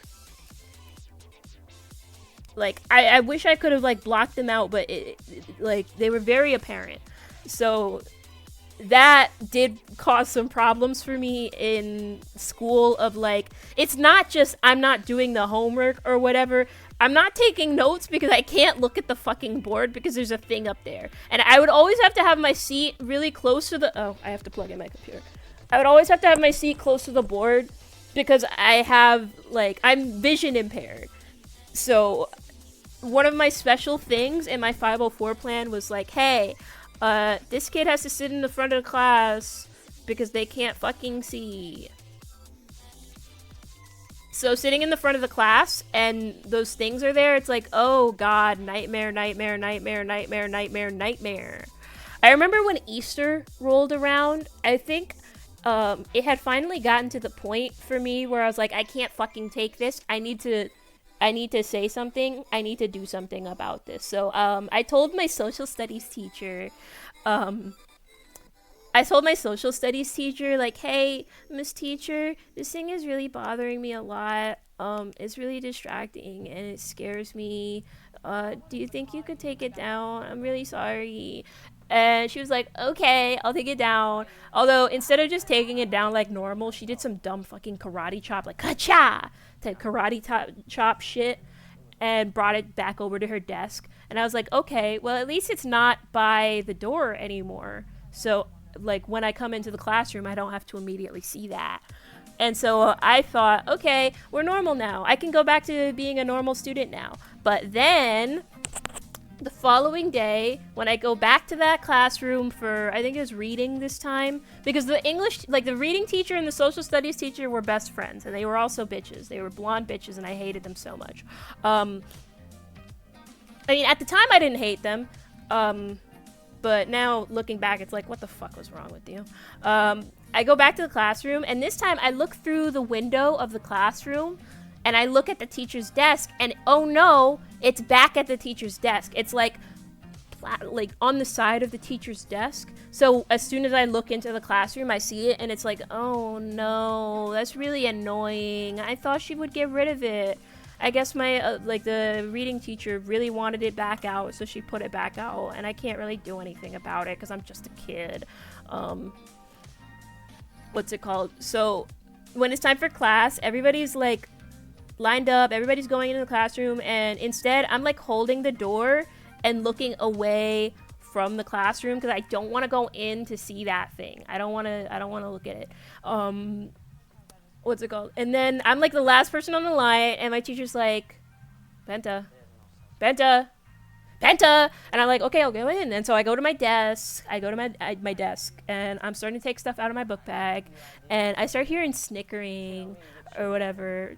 And I look to my left, one of my friends is snickering. I look to my right, another one of my friends is snickering. I look at my teacher, and she's like bursting out laughing. And I'm like, gee, I wonder what's so funny. And I look down at my desk, and the fucking bunny thing that was scaring me before was at my desk. She put it on my desk. And I freaked the fuck out. I jumped out of my seat, ran to a corner. Everybody was laughing. I was in the corner crying, but I was crying really quietly because it's like, oh, everybody's having a joke at my expense, but I don't want them to feel bad about it, because if they do, then they won't want to be my friend anymore, which in retrospect, maybe they weren't really my friends. And then the following day, what's it called? the what's it called, the social studies teacher who was friends with the reading teacher was like joking like, oh, watch out, that closet might have the bunny in it. And I'm like, man, is this what I'm gonna be known for fucking ever? And this was in 7th grade, mind you. And that wasn't even the only time that these two teachers had pulled some stupid bullshit on me. Because I remember there was another time with the social studies teacher. Yeah, 7th grade was really bad for me. All that on top of I'm starting puberty. I'm surprised I didn't kill myself then. But, like, I remember another time there was like this little basket thing, a little metal crate thing that looked like a little... It reminded me of prison bars. So as a joke, I like climbed inside of the little crate thing. Like, oh, I'm in a cage, haha. And the teacher took a picture of it. But then the teacher was like, the reading teachers were like circulating that picture amongst other teachers. And it's like, okay, why do you have a picture of one of your students in a cage? That's really, really, really weird. Why do you have a picture in particular of one of your black students, of your black autistic student in a cage? That's really, really, really, really, really bad optics. But okay. And then another time, this one girl was teasing me, because she liked to sing the Milkshake song. My milkshake brings all the boys to... I hate that fucking song. And she's teasing me specifically because, like, I knew the song was about boobs. And so they would be like, Penta's milkshakes brings all the boys to the yard. And I was in a state of, like, I hate my body. And I don't want to grow boobs. And I also don't like boys. Because I think, it was like either that year or the year before that I was like, I'm asexual now because I didn't like boys. So for them to be like teasing, like, oh, bring all the boys to the yard. And then like my classmates start singing along. And then my fucking the social studies teacher starts singing along. Like, what does this have to do with the lesson? What does, teasing and taunting your autistic student have to do with the lesson? Like, I don't... They sucked. They sucked. And then they would always be like teasing me, but they're like, oh no, you're great, Penta. But then also there was another kid who sat behind me, this one black boy who probably had ADHD in retrospect. And these teachers were always so like angry at him for stuff. For like, oh, he's not sitting right, he's not doing his work right. And it's like, I think now in retrospect, it's like, that's just a blonde white woman who does not know how to deal with a young black boy who's a little bit neurodivergent. And I think at some point before I graduated from 8th grade, my, like, that reading teacher was like, oh, I'm sorry, Penta, I'm sorry for teasing you. And I'm like, oh, okay, apology accepted. In retrospect, though, I think I should have made a bigger stink about it. I should have gotten her fired. Because apparently it turned out that years later down the line, she was, like, when my sister was going there, my younger sister, she was still apparently teasing other autistic children. Which is like, okay, I should have cried more.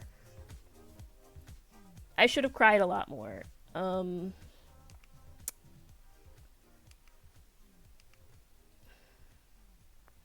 I really, like, it's weird reconnecting with old friends from middle school who are like, oh, remember all the good times we had together, Penta? And I can't really remember them very well, very distinctly, because the only times that I remember were the times where I was being randomly tormented by forces outside of my own control. To Miss Mayo and Miss Gilio, wherever you are, actually, I can't even wish ill upon them, because, like, there was another teacher that I had in 6th grade, another reading teacher, who was not very nice to me because I wouldn't do my assignments and shit. I got really easily distracted in her class, and she would always be yelling at my mom, like, this kid is not doing her assignments, and it's like, no, I am. I was actually doing my assignments. I was doing my homework. I just never turned it in, apparently. And it's like, she wasn't nice to me, but at the same time, I couldn't even wish ill upon her because literally, like, a year or two after I graduated from 8th grade, she got fucking killed. Her husband murder-suicided her.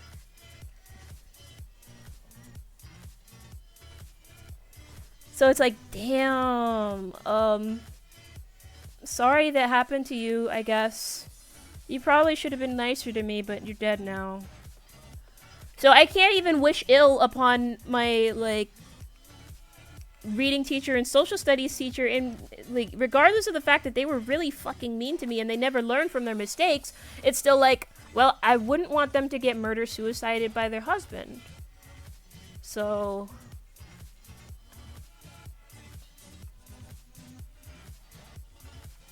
I'll just hold on to this with me for until I die.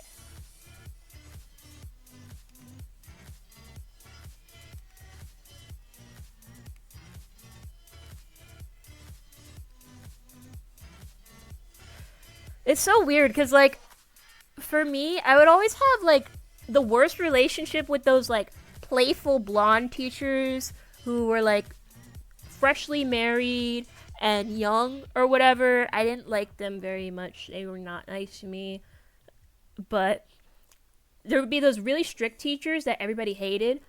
Like Miss Perino in 4th grade. She was the chorus teacher and everybody was scared of her. And I was a little bit scared of her too, but I respected her to the best of my ability.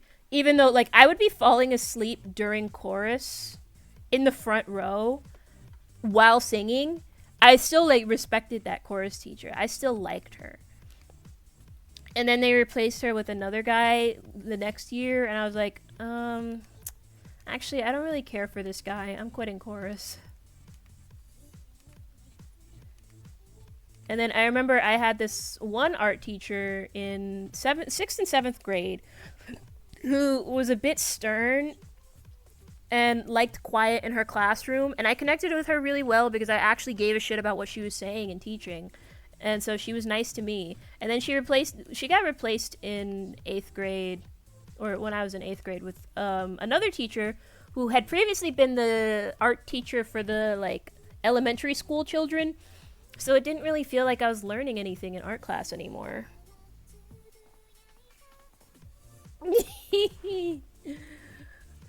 Real as fuck. Go further east.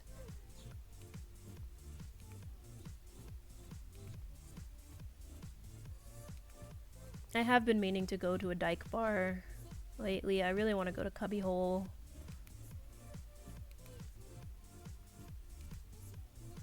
Before Pride is over, especially.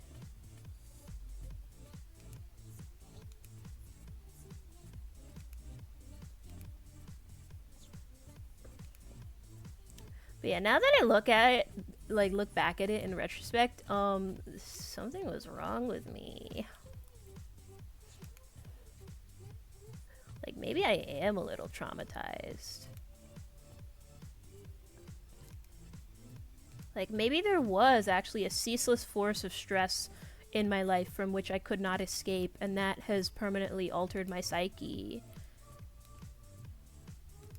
And it's like, okay, now that I know this, what do I do? Shit if I know.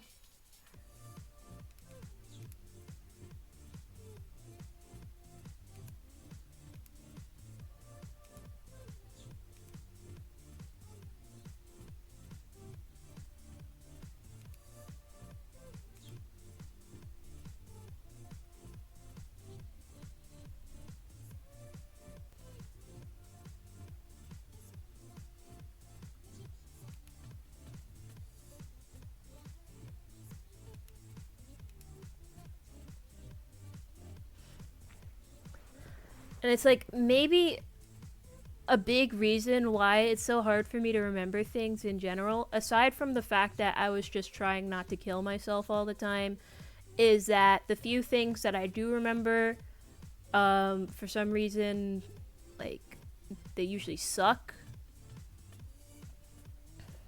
so much harder for me to hold on to the good times rather than the bad times. Maybe it's because my brain is constantly like, okay, this bad thing happened. We need to be prepared in case this happens again for some reason. Even though, like, it's been years now. I'm probably not going to run into those people again. Or those scenarios again. Like, now that I'm an adult, I'm no longer in situations of I can't escape. I have to be here.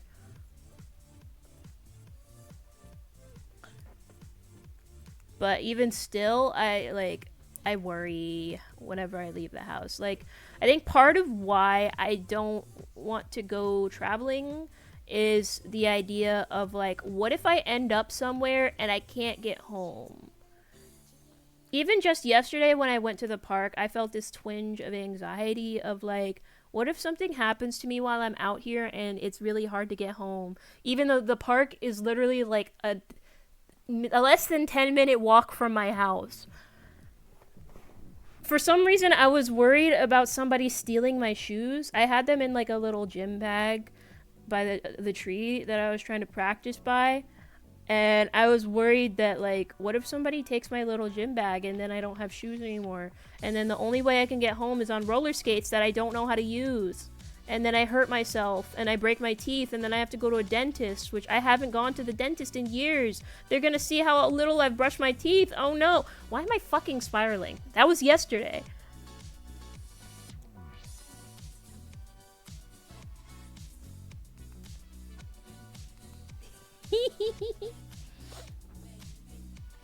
He's so nice, he's to me.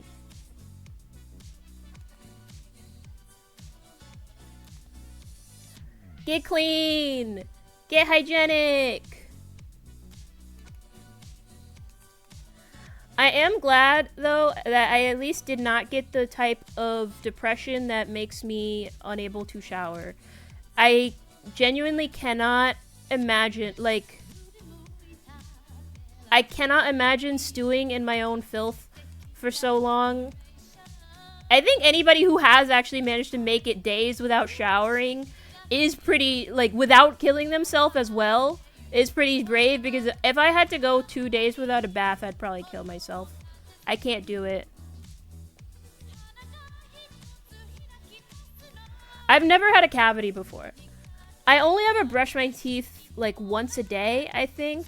Sometimes twice. I've been getting a little bit more into doing it twice and also using mouthwash, but it's still, like, I don't do it as often as I should be. And I don't really floss because I'm bad at it.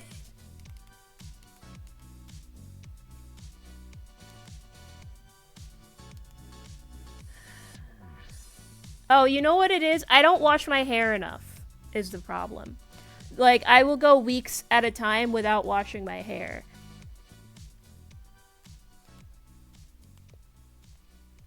And I think that's part of why I have such a sense of distress over how the hell do I do my hair to leave the house.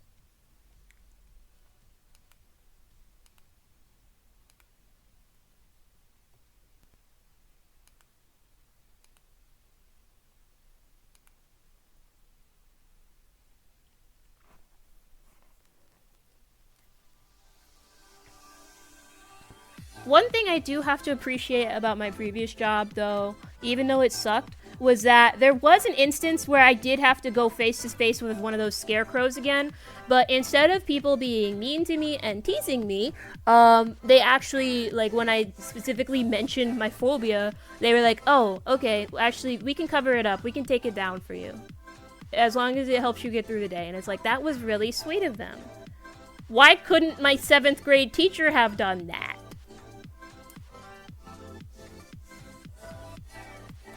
So that was one of the few good things about the job. However, there were still places where it's like, I'm not going to mention it to everybody because I don't want to kill their whimsy and spirit or whatever. Especially in certain cases where they might have a classroom where they are actively doing a scarecrow-related project, and so they need the scarecrow. They can't just, like, substitute it for something else. And so there were just a bunch of classrooms where I would just avoid them or not look in certain places once again.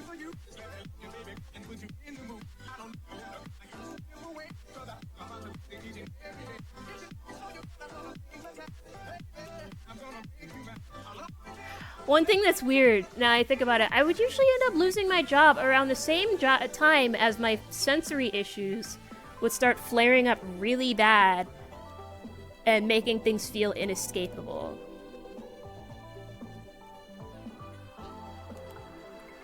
Like, at my preschool job, there was just a lot of noise all the time, which I didn't like. And it was hard to handle and get a grip on, like, okay, class, settle down. I didn't have the necessary energy to command a classroom. And especially once the children started perceiving me as female more often, things started falling apart and they stopped respecting me, which was unfortunate. I wish I could have found a way around it. But also, at the same time, I don't think that was a job that was meant for me. Yeah, like, I hate to say this about Hispanic children, but I do think that within my neighborhood, there is definitely a lot of, like, misogyny in, like, the men in this area that gets instilled into these children very young. And the language barrier certainly didn't help.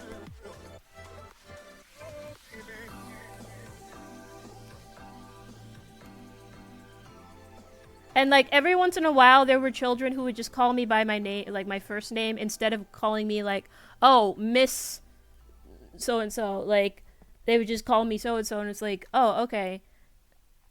So it's like, on the one hand, it is a sign of, like, a lack of respect if they aren't seeing me as a teacher. But on the other hand, I didn't really like being perceived as feminine anyway. I wish I could have done that. I always respected those teachers who were stern, who had a firm grip over their classroom, but I wasn't able to, like, maintain that energy myself. I didn't have that in me. I'm a little sub.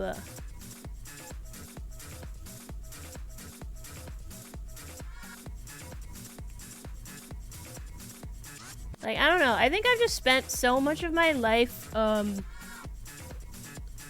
like, trying to adhere to somebody else's commands that I don't fully understand. And being scared about it all the time because I'm in places that are, like, really uncomfortable and I can't leave.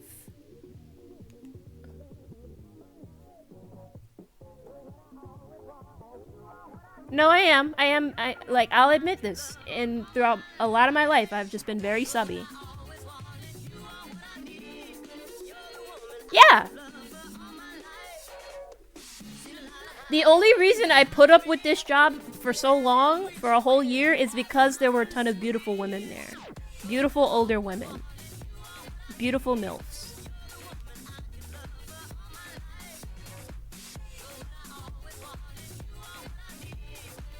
I think that's really what got me through it. That was the real crush was all the MILFs we met along the way.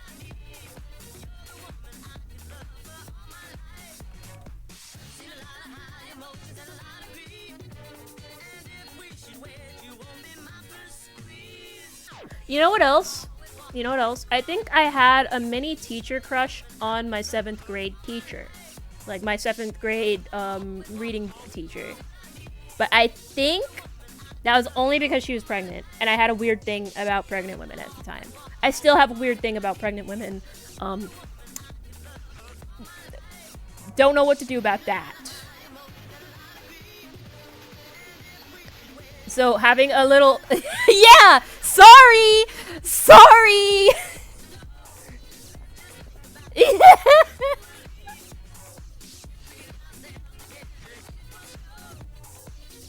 Oh my god.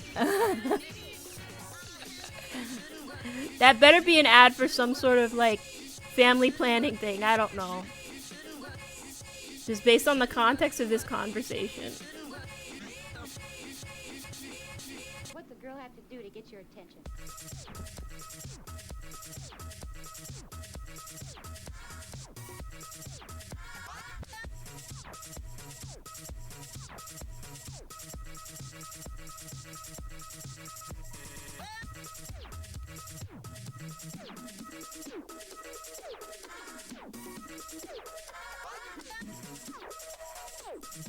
But yeah, I was a child of fetish, sorry. I had too much unrestricted access to YouTube during my formative years, and that permanently fucked me up for life.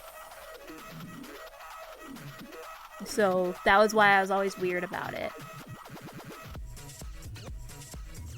And I cannot escape it. It is with me forever. Sorry.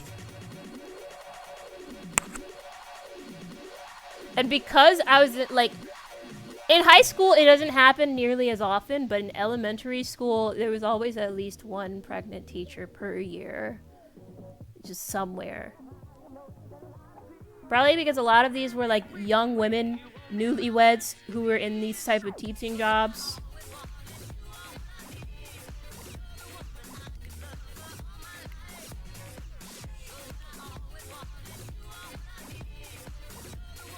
And of course, since they get pregnant, they end up missing half of the school year. So I'm not even learning that much.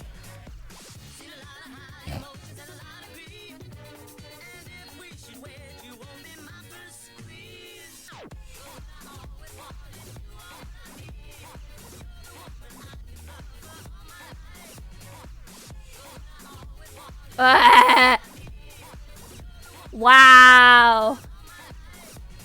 It just happens. That's how they get you. Draw in those fucking handlebars. I don't know how else to describe those things other than just, that's his handlebars.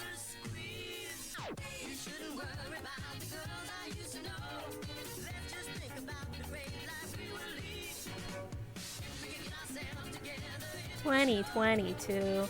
Although, to be fair,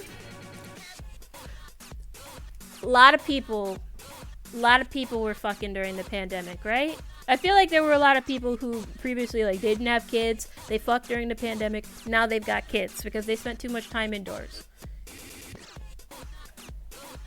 And also, those said like pandemic children going into school now are not well socialized.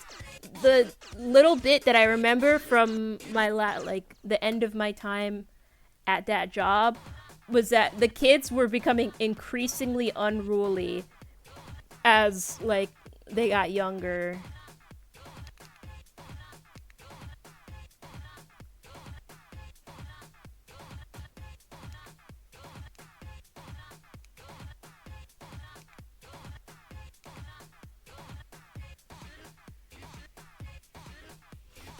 And a lot of them, yeah, increasingly unruly due to lack of socialization because they're inside all the time and there's nowhere to play and they don't have friends.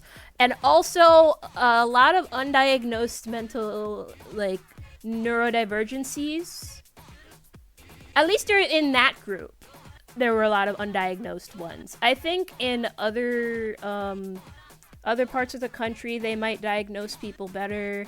But in this particular neighborhood, people don't want to know that about their kids. They don't want to think that their kid has something wrong with them. And we can't be the one to tell them that their kid has something wrong with them. Otherwise, they might get angry at us and sue. It kind of sucked, but what can you fucking do?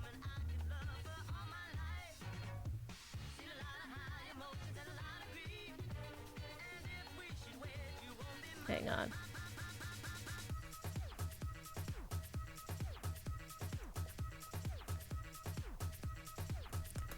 Man, now that I really think about it, shit kind of sucks. Like, all the shit that I've gone through so far, all of that kind of sucks. I mean, during the time that I was going through it, I could have said, yeah, this sucks. But now that I'm looking at it in retrospect, it's like, yeah, it sucked. That shit sucked. I didn't like any of that. I wasn't having fun. And I'm still dealing with the repercussions of all of that not having fun to this very day. Who'da thunk?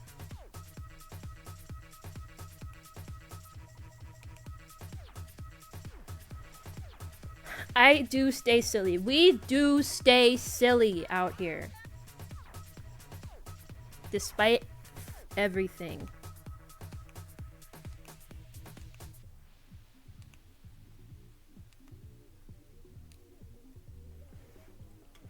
But yeah, yeah, I think I've just... Oh yeah, I forgot I was even doing that. I've just been kind of zoning out on the drawing aspect of the stream and just been talking about something wrong with me, something wrong with me, something wrong with me this whole time.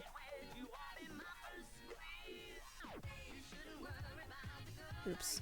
But I'm glad Claudio's coming out looking good so far.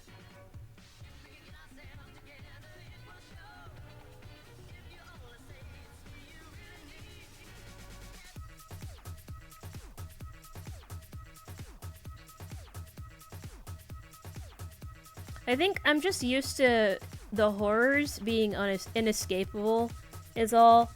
Because it would be like, oh, it's the horror of the school day, and I can't, like, I'm stuck here until the end of the school day. I can't go anywhere. I just have to be here for a specific time period. Although, I guess in that sense, it is escapable, because you just wait until the end of the school day. But then you have to go back the next day. Which sucks.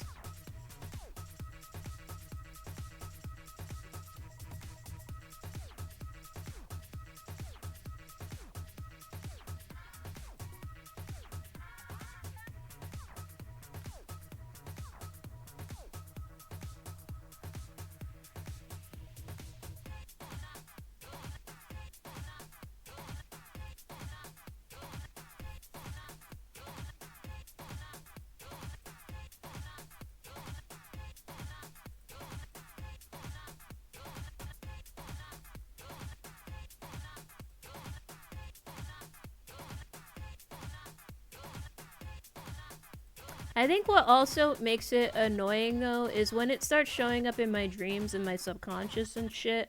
Because, like, even after I got fired from that job, I was still having dreams about school or about work for a couple weeks. I don't like it when my day-to-day life starts invading my subconscious. That's uncomfortable. Get out of there. What color am I even gonna make his hoof? I didn't even account for that in his actual color palette. I'll figure something out, I guess.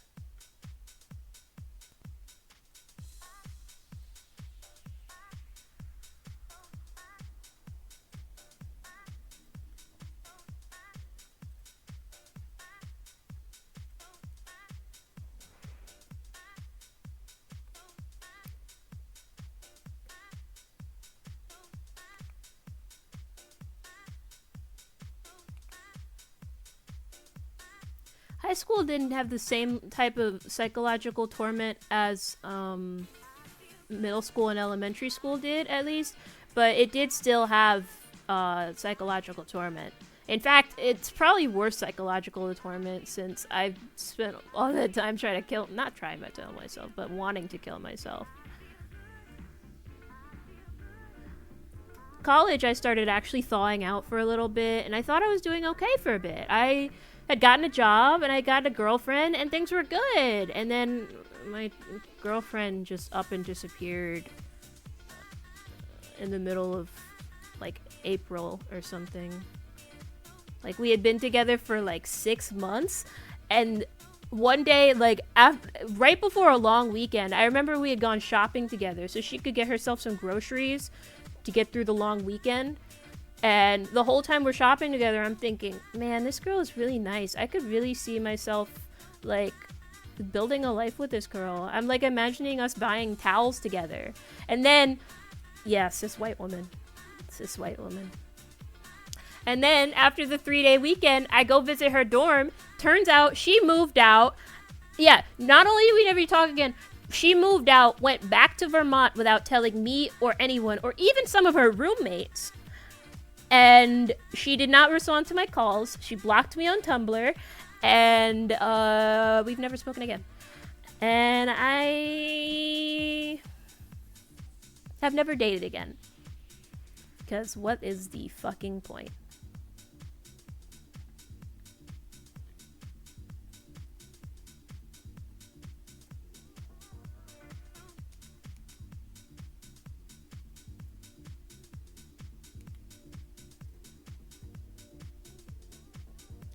mean, true, there is a lot better than that. But I don't know. I guess it just came, like, the fact that that happened, and then, like, I was starting sophomore year. Yeah, I mean, she was going through a depression. She was going through her own depression, and I was trying to support her through that. No, she didn't go into witness protection. She just dropped out because she was depressed. And honestly, I feel for her in that regard. I just wish she could have said something. But at the same time, depressed people aren't always the best communicators when they're in that dark place. So, don't really know what to expect there. I'm gonna see if I can draw a version of him with, like, silver and gold hair.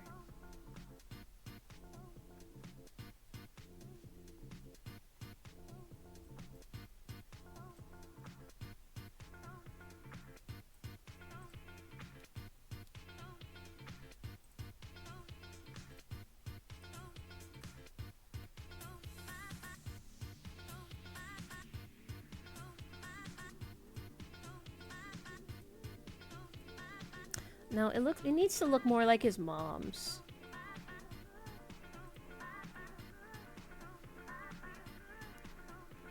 Anyway, now that I put all of these things out, not only that, I was still getting over this breakup going into sophomore year, and, like, before I could even get the chance to, like,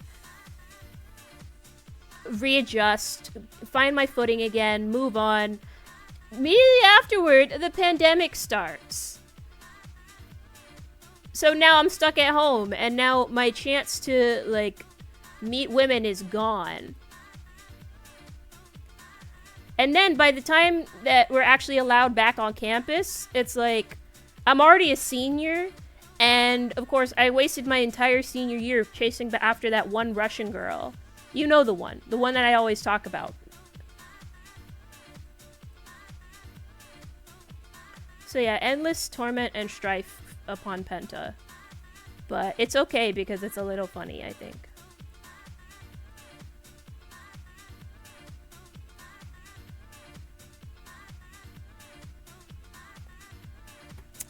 I feel like there's a better way to do a gold and silver color palette.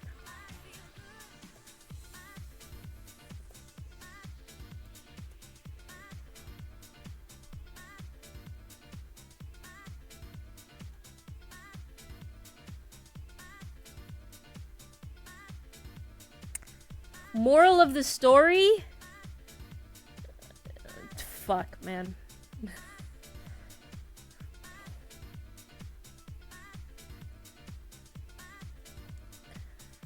Moral of the story, eternal pain and suffering in my mind prison. The end.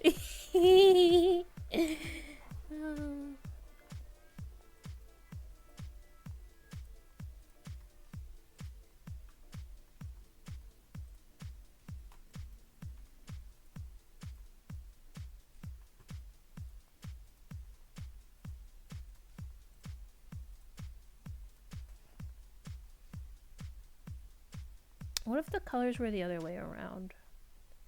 Ginger, What if his hair was more silver instead? Oh, Sarah, we're not gonna have an orgy. It's just a little party.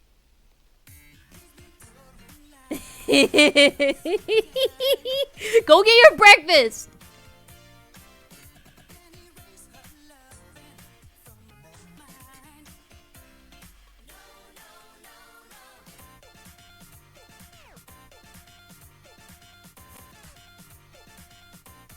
This... My only thing with brightening the silver is that I don't want it to lean too close to where the rest of his color scheme is. But I understand, because like if you have a silver that's too dull, it won't look silver, it'll just look gray. Well, now that it's a brighter silver, I kind of wish it was on the... Yeah, I'll switch the colors again.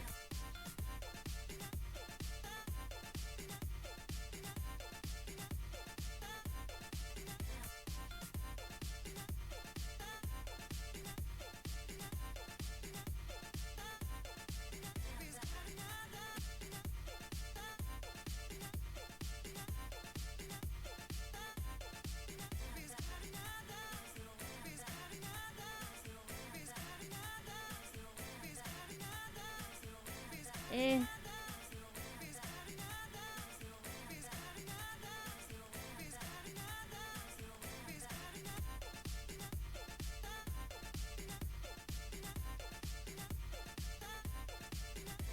Wait, this is making more sense to me now, this color. Because it's a lot subtler than the other one.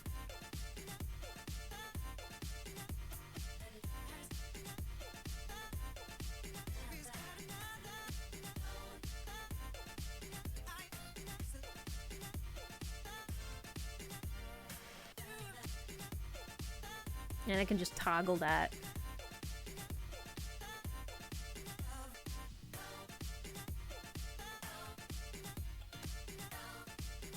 His real hair color. Save. I should probably put some clothes on this guy, huh? Although I was thinking about markings, low-key. Like, what are those, like, dappled gray horses?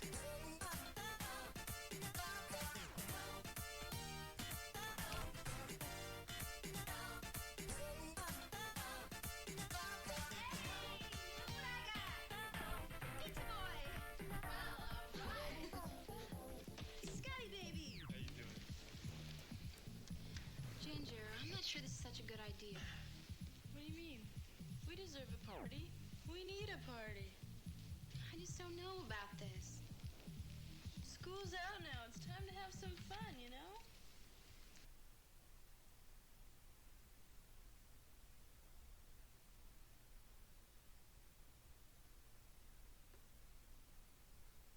I was worried for a second that I had accidentally killed my...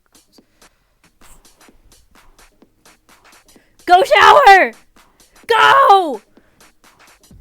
Bye! This is what I was thinking of. This kind of horsey.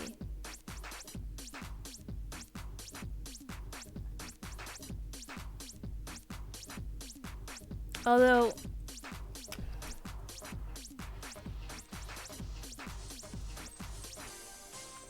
Cremello horse. Yeah, that was what I was thinking about for his mom. So then what's a Perlino horse? I don't know. I guess it's a slightly warmer hue. Has there ever been a dappled Cremello? No, it probably wouldn't even be a Cremello at that point.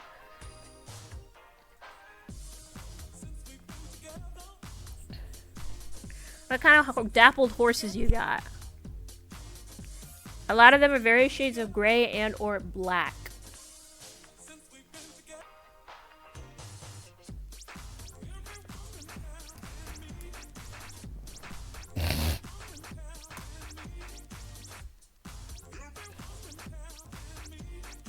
However, they also oftentimes have some sort of face marking.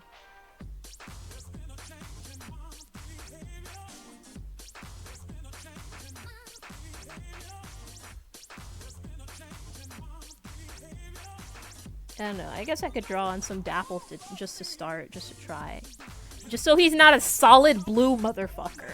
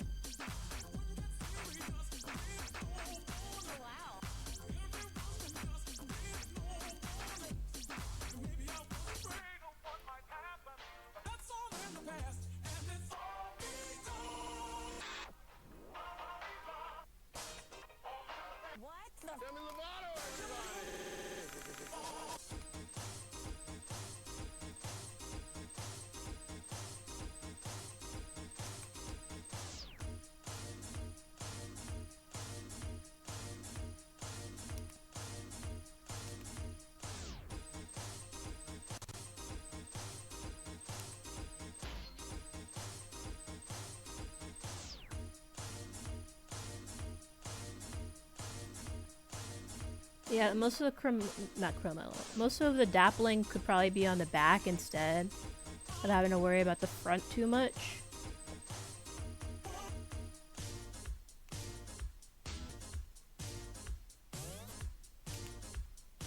Hold on. Wow.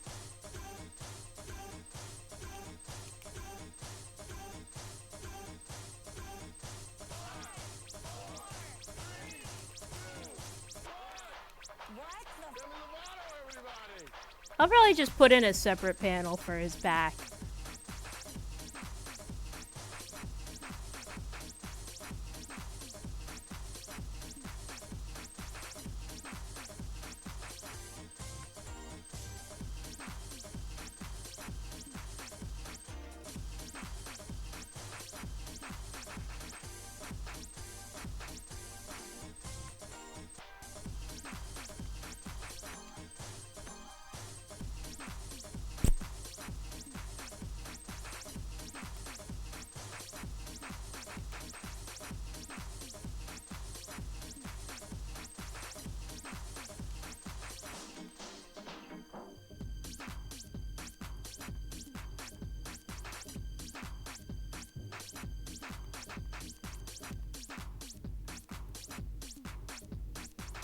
I'll just leave that like that for now.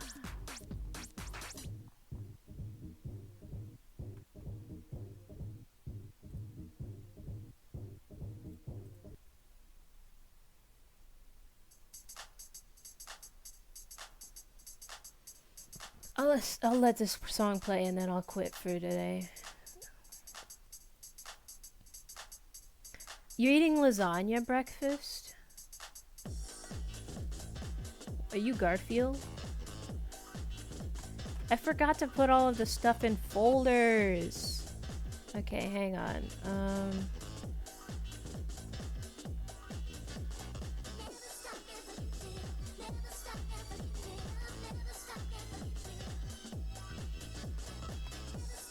Emmy's right.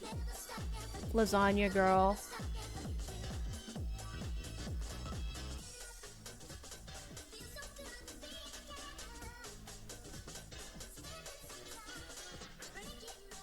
Okay, now I need to draw clothes over him.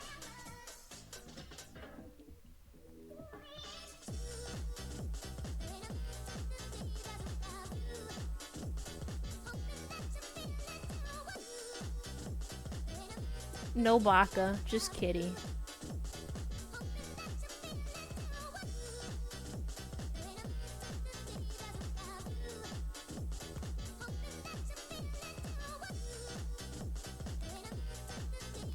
Actually, I could probably just draw him in his sweater. If I could find his sweater image. Yeah. Because he looked cute in his little pearls.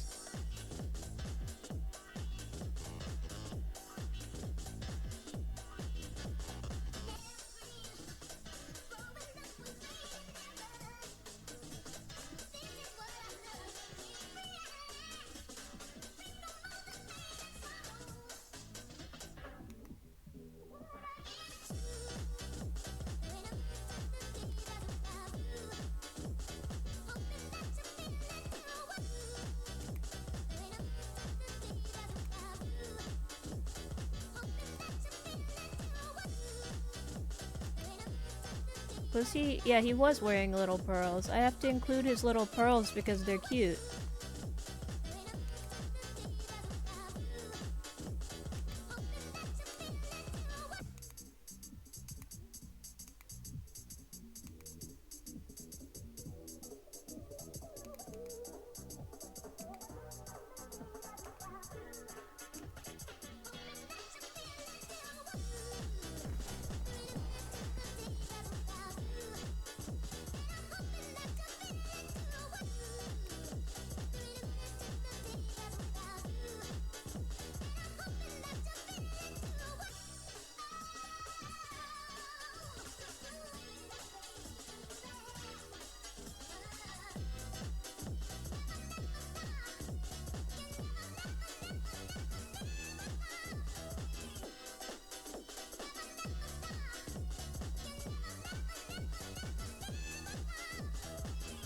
I don't know if I want that for his sleeve yet, but that's what we got for now.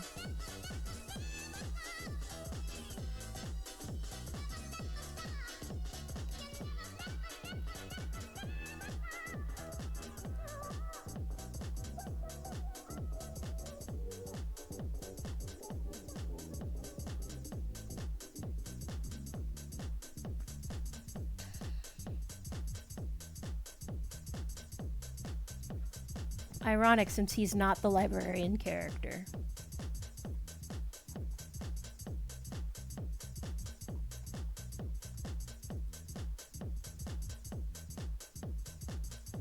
I'm gonna include his chain here because it's important. It's an important accessory.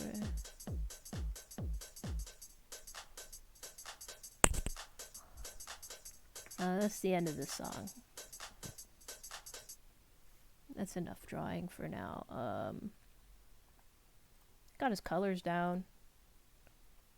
Both sets. I had been like debating for a while, like, oh, his natural color is not gonna be pink, purple, and blue, but what is it? And I knew I wanted it to be a sort of silvery thing, so I finally have that silvery thing going, which I'm happy with, and how it works with his like slightly bluish body. It makes his body look way bluer than it previously did in comparison to the hair. Anyway, yeah. That's it for today. I did this. I did the Natalie one before. I should draw a bush on this guy. Yeah. Anyways, thank you all for watching.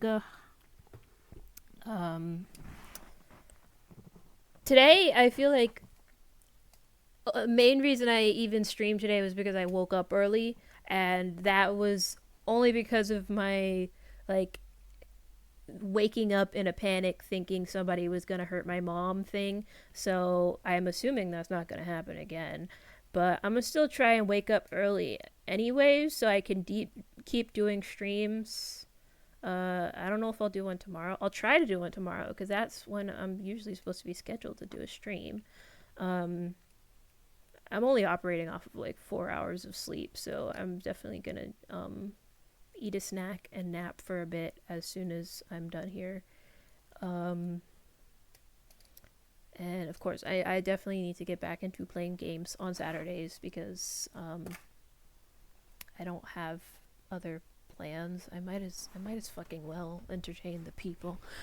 Thank you all for watching. I'll see you when I see you. Sheepy signing out. Bye bye.